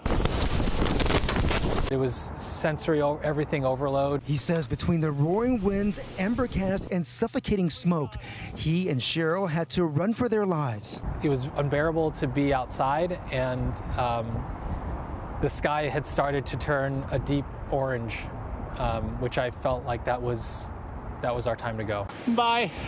At one point, I think I had broken down because I had said goodbye to the house, and I started to sob. Koo and his wife are currently staying at a hotel with their 2 dogs. Their home, which is in the evacuation zone, is still standing. He managed to piece together his Ring camera video and what he captured on his phone and added timestamps to show what can happen in just 34 minutes. To just kind of hit home that you really can't delay in taking it seriously. Earlier, SkyCal was able to capture video of some firefighters in yellow jackets working around the metal tower that is seen in the social media post with the flames. In a statement last week, Southern California Edison said that distribution lines immediately to the west of Eaton Canyon were de-energized well before the reported start time of the fire. And we have also reached out to the fire department to see if arson investigators have been sent to that tower. Right now, we are still waiting for a reply, but earlier a spokesperson did tell us that the department is going through hundreds of reports so far. For now, we are live in Altadena. Jeff Nguyen, KCAL News. Thank you so much, Jeff. All right, breaking news here. Look at this, a new fire. This is out of the IE, and our Mike Rogers is at the desk. Mike, what can you tell us about this latest? Is this a wildfire? It is. It's a vegetation fire. It's a river bottom fire. So it's in an area of the Harupa Valley that frequently catches fire right off Van Buren. Harupa Avenue runs to the south of where the fire is, south of the riverbed there. What you're looking at, though, from the chopper is hand crews that are getting in there and they're digging things out. And you can see them working really hard. These are the wildland crews that get in there and they really cut the lines. Now, the good news is the fire is looking better than it was before. So it does look like they're starting to get a handle on it. You can see them right there. They're cutting using shovels to kind of try to get the fire out as well. So this has been upgraded to a 3rd alarm fire. This is Riverside County Fire and Riverside City Fire that have crews both on scene. Now, again, the good news is it doesn't appear that there are any homes threatened. There's no evacuations at this point. And as the chopper zooms out, you see the totality of the flames is really not terribly significant, which is really good. You can see Bradford Street there to the north as the chopper pans up. That is the nearest kind of neighborhood, if you will. Bradford Street is actually to the south of the fire. So that's the nearest kind of neighborhood that is in the area. And again, Van Buren is what runs right over the riverbed there. This is the Santa Ana River that you're looking at in the center of your screen. So good news, there's no aircraft on this. It looks like hand crews are going to get a line around it here pretty quickly. It is in a river bottom, so in theory, it'll hopefully just burn itself out, Pat. But it's not what we want to see at all. But if you look in the shot there, you don't see any of those shrubs or bushes really blowing around too hard. We don't see embers shooting out of there like we have in the other fires we've covered in the last couple days. So hopefully crews will be able to get a handle on this pretty quick. Yeah, and you don't see smoke burning smoke flowing horizontally. So that's another good sign there. But it's very interesting, Mike. You say these fires start in this particular area quite a bit. And what do they start from? Well, you know, officially this one's under investigation. I know in the past that we have dealt with homeless people that are down there in the riverbed. So we'll see if they determine if they're able to quickly determine what the cause on this one is. But yeah, this is not the first time we've flown SkyCal to a fire in the Santa Ana riverbed in Jurupa Valley. Yeah, that's why I asked you that question, because I figured you would know why they had gone out before. And it looks like they're getting a pretty good amount of water on this fire. Thank goodness for that, Mike. You wonder, when did you hear about this? Yeah, let me see what time the call came out. It's been, let's see if I can look through it. It's been probably about 45 minutes, I would say. And I can probably give you a better answer in just 2 seconds here while I look this up, though. But yeah, it is. It's something that those crews were able to get hand crews in there as well. You don't actually see them using even right here any water. No, they're just digging it out, which is sometimes what you just got to do in those riverbed situations like that. And here, 1 second, I can tell you. I think, actually 4:42. So it's been a minute since this thing came out. They had it mapped in the 7200 block of DiMaggio. Which is the neighborhood, you know, just to the south there. It's probably the first person that saw it and called 911 and saw it in the riverbed behind their home. Again, unfortunately, the residents here, I don't think, are any strangers to fires in that riverbed. Yeah, and it's a good thing that those winds have not picked up like they're supposed to later on this evening into the early morning hours. All right, Mike, thanks for that. Thanks, Pat. Okay, in Malibu tonight, many people are remembering the life and legacy of a local surf icon lost to the Palisades fire, known as the Malibu Man of Mystery.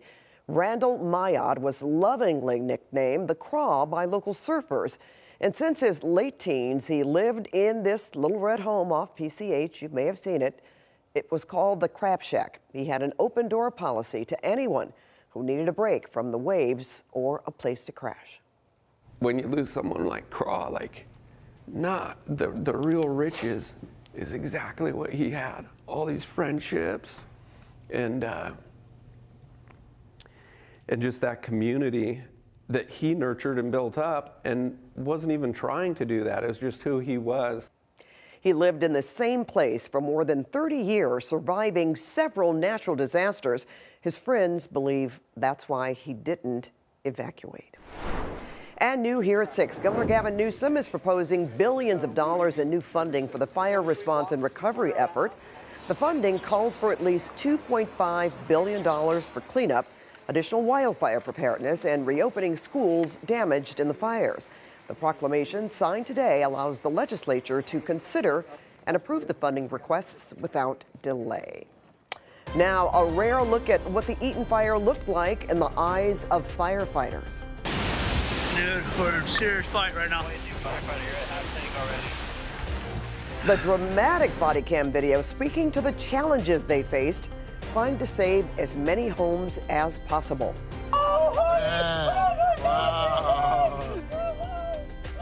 And they say a cat has 9 lives. Well, what about a dog?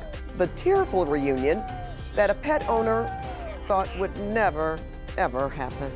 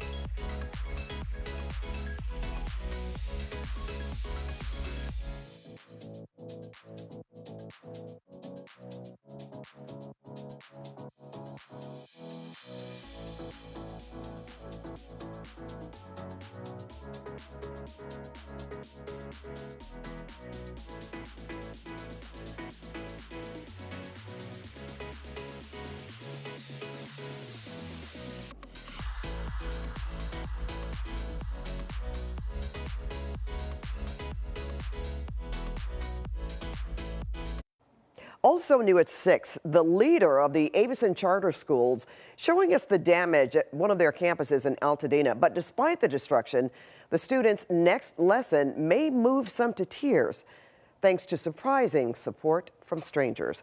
CBS Miami's Larry Seward is live in Altadena. And Larry, some see hope in the rubble. Pat, most of the campus for Avison Charter Schools Academy of Leaders, it looks like this. Unrecognizable, and the smell of smoke so thick that the executive director earlier told me it feels like you can taste it. And then he looked up and saw murals in 2 classrooms untouched by flames. He smiled about that, and then came the surprise. Careful with your step, gentlemen. Behind Avison School's sign. Careful of the roofing nails. Between burned classrooms and offices. Executive Director Ian McFeet. And this survived. Found laptops untouched. They are the only possessions one teacher owns. Once connected, they hold a message from strangers, 3rd graders from Miss Summers' Freedom Elementary School class in Phoenix. It moved McFeet close to tears. Their school said that they wanted to adopt our school. Just beautiful. What does that mean? I mean, for them, for the students, they said, you know, clothing and blankets and letters of support, and that's all wonderful. You know, that's where you find moments of light. For days, he's juggled finding support for students and teachers who lost homes, while 2 blocks away, McFeet's own house is no more. There's nothing natural about any of this. Wednesday, his team will bring the school community together to comfort one another. They have offers to temporarily use another site for class. It's not clear when that might happen, but seeing small parts of campus survive and strangers step up to help gives them hope. McFeet says his team has no known connections to that school in Arizona that's offering support, and he can't wait to share it with his students. Reporting live in Altadena, Larry Seward, KCAL News. So much, Larry. Dude, we're in a serious fight right now.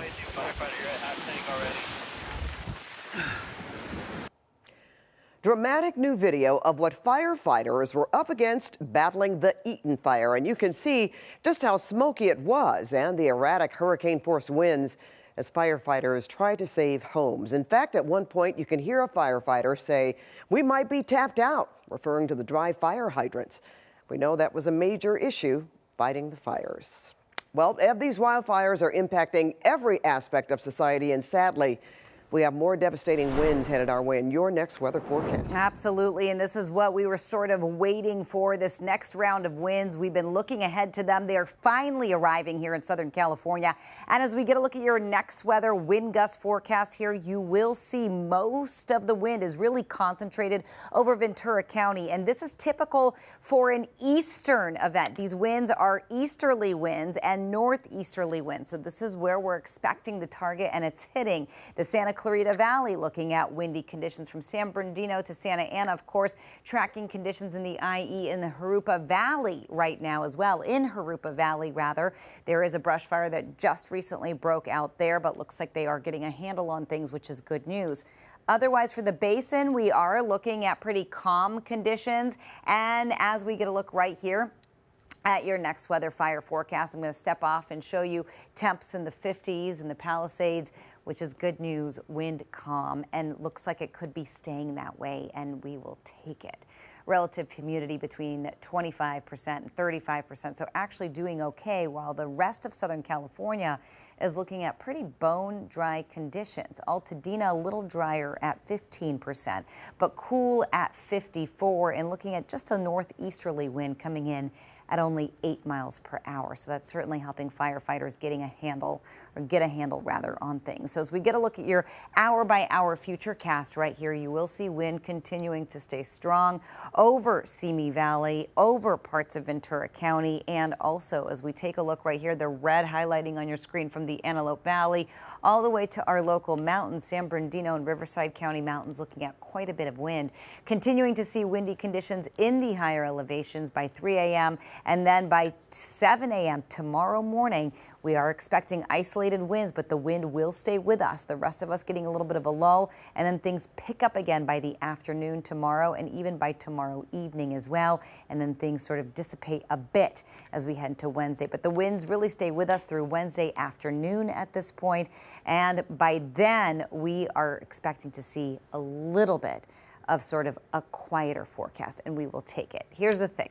We were holding on to a chance that we could even get a little bit of rain. Any little drop we will take.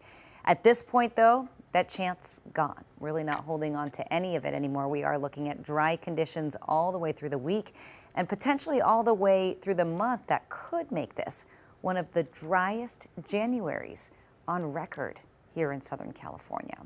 We're looking at smoke. Of course, air quality continues to be a concern. We are looking at an air quality alert that's still with us, even though we are looking at decent air quality for most, but that's not always going to be the case. We're going to continue to watch it.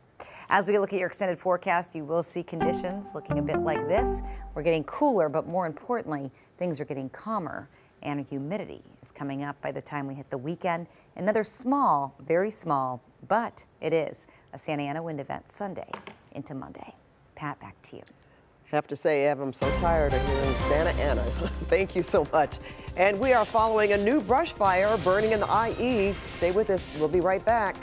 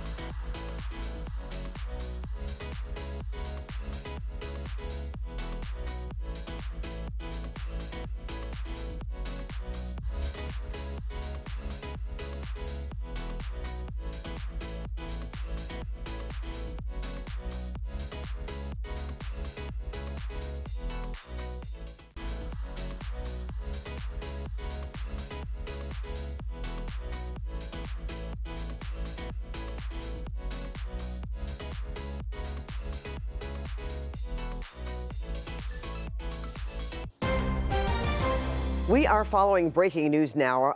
A brush fire, a new brush fire burning in the IE, and our Mike Rogers is at the desk. Mike, well, it looks like you're getting a bit of a control over this one. Yeah, Pat, it looks much better than it did even the last time we took it. This fire has been going on since just before 5 o'clock tonight. You can see in that shot from the chopper the dozer that is being used to cut lines around the fire. Such an important tool. You know, last time we looked at this, there were hand crews as well down there using shovels and pickaxes to be able to get the job done. So lots of hard work has gone into this. And this is in the Santa Ana riverbed in Jurupa Valley. Just over Van Buren is the road that goes across the riverbed there. And the neighborhoods to the south are the Jurupa Avenue, Tyler Street.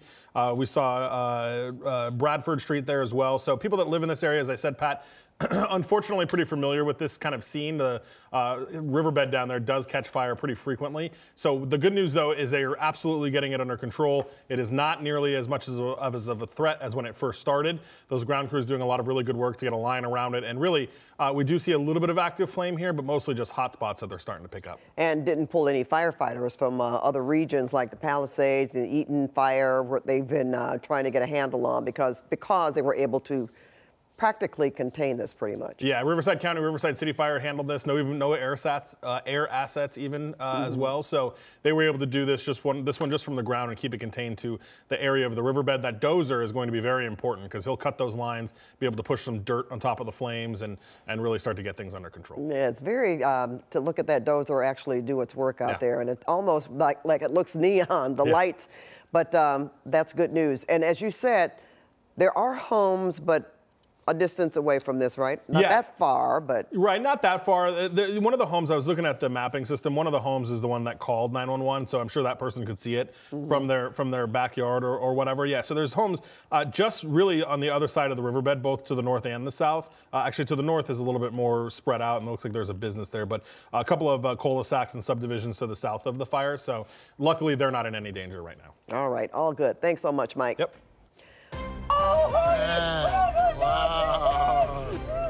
Okay, folks, grab a tissue. The heartfelt reunion between an owner and their beloved pet, who was believed to have died in the Palisades fire. Oh.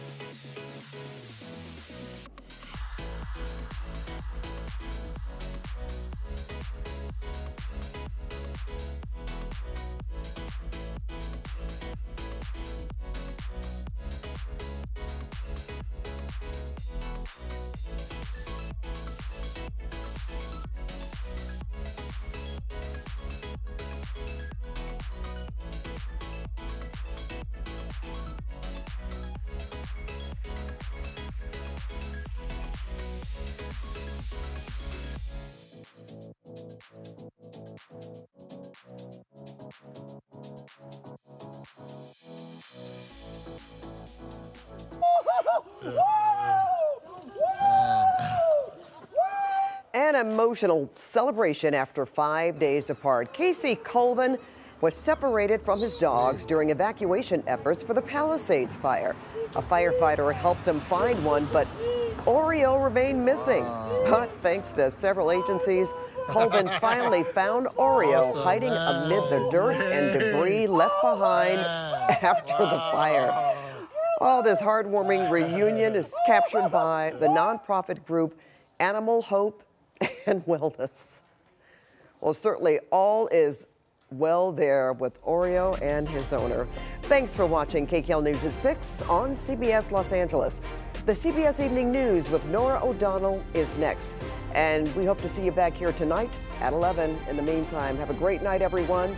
Stay safe.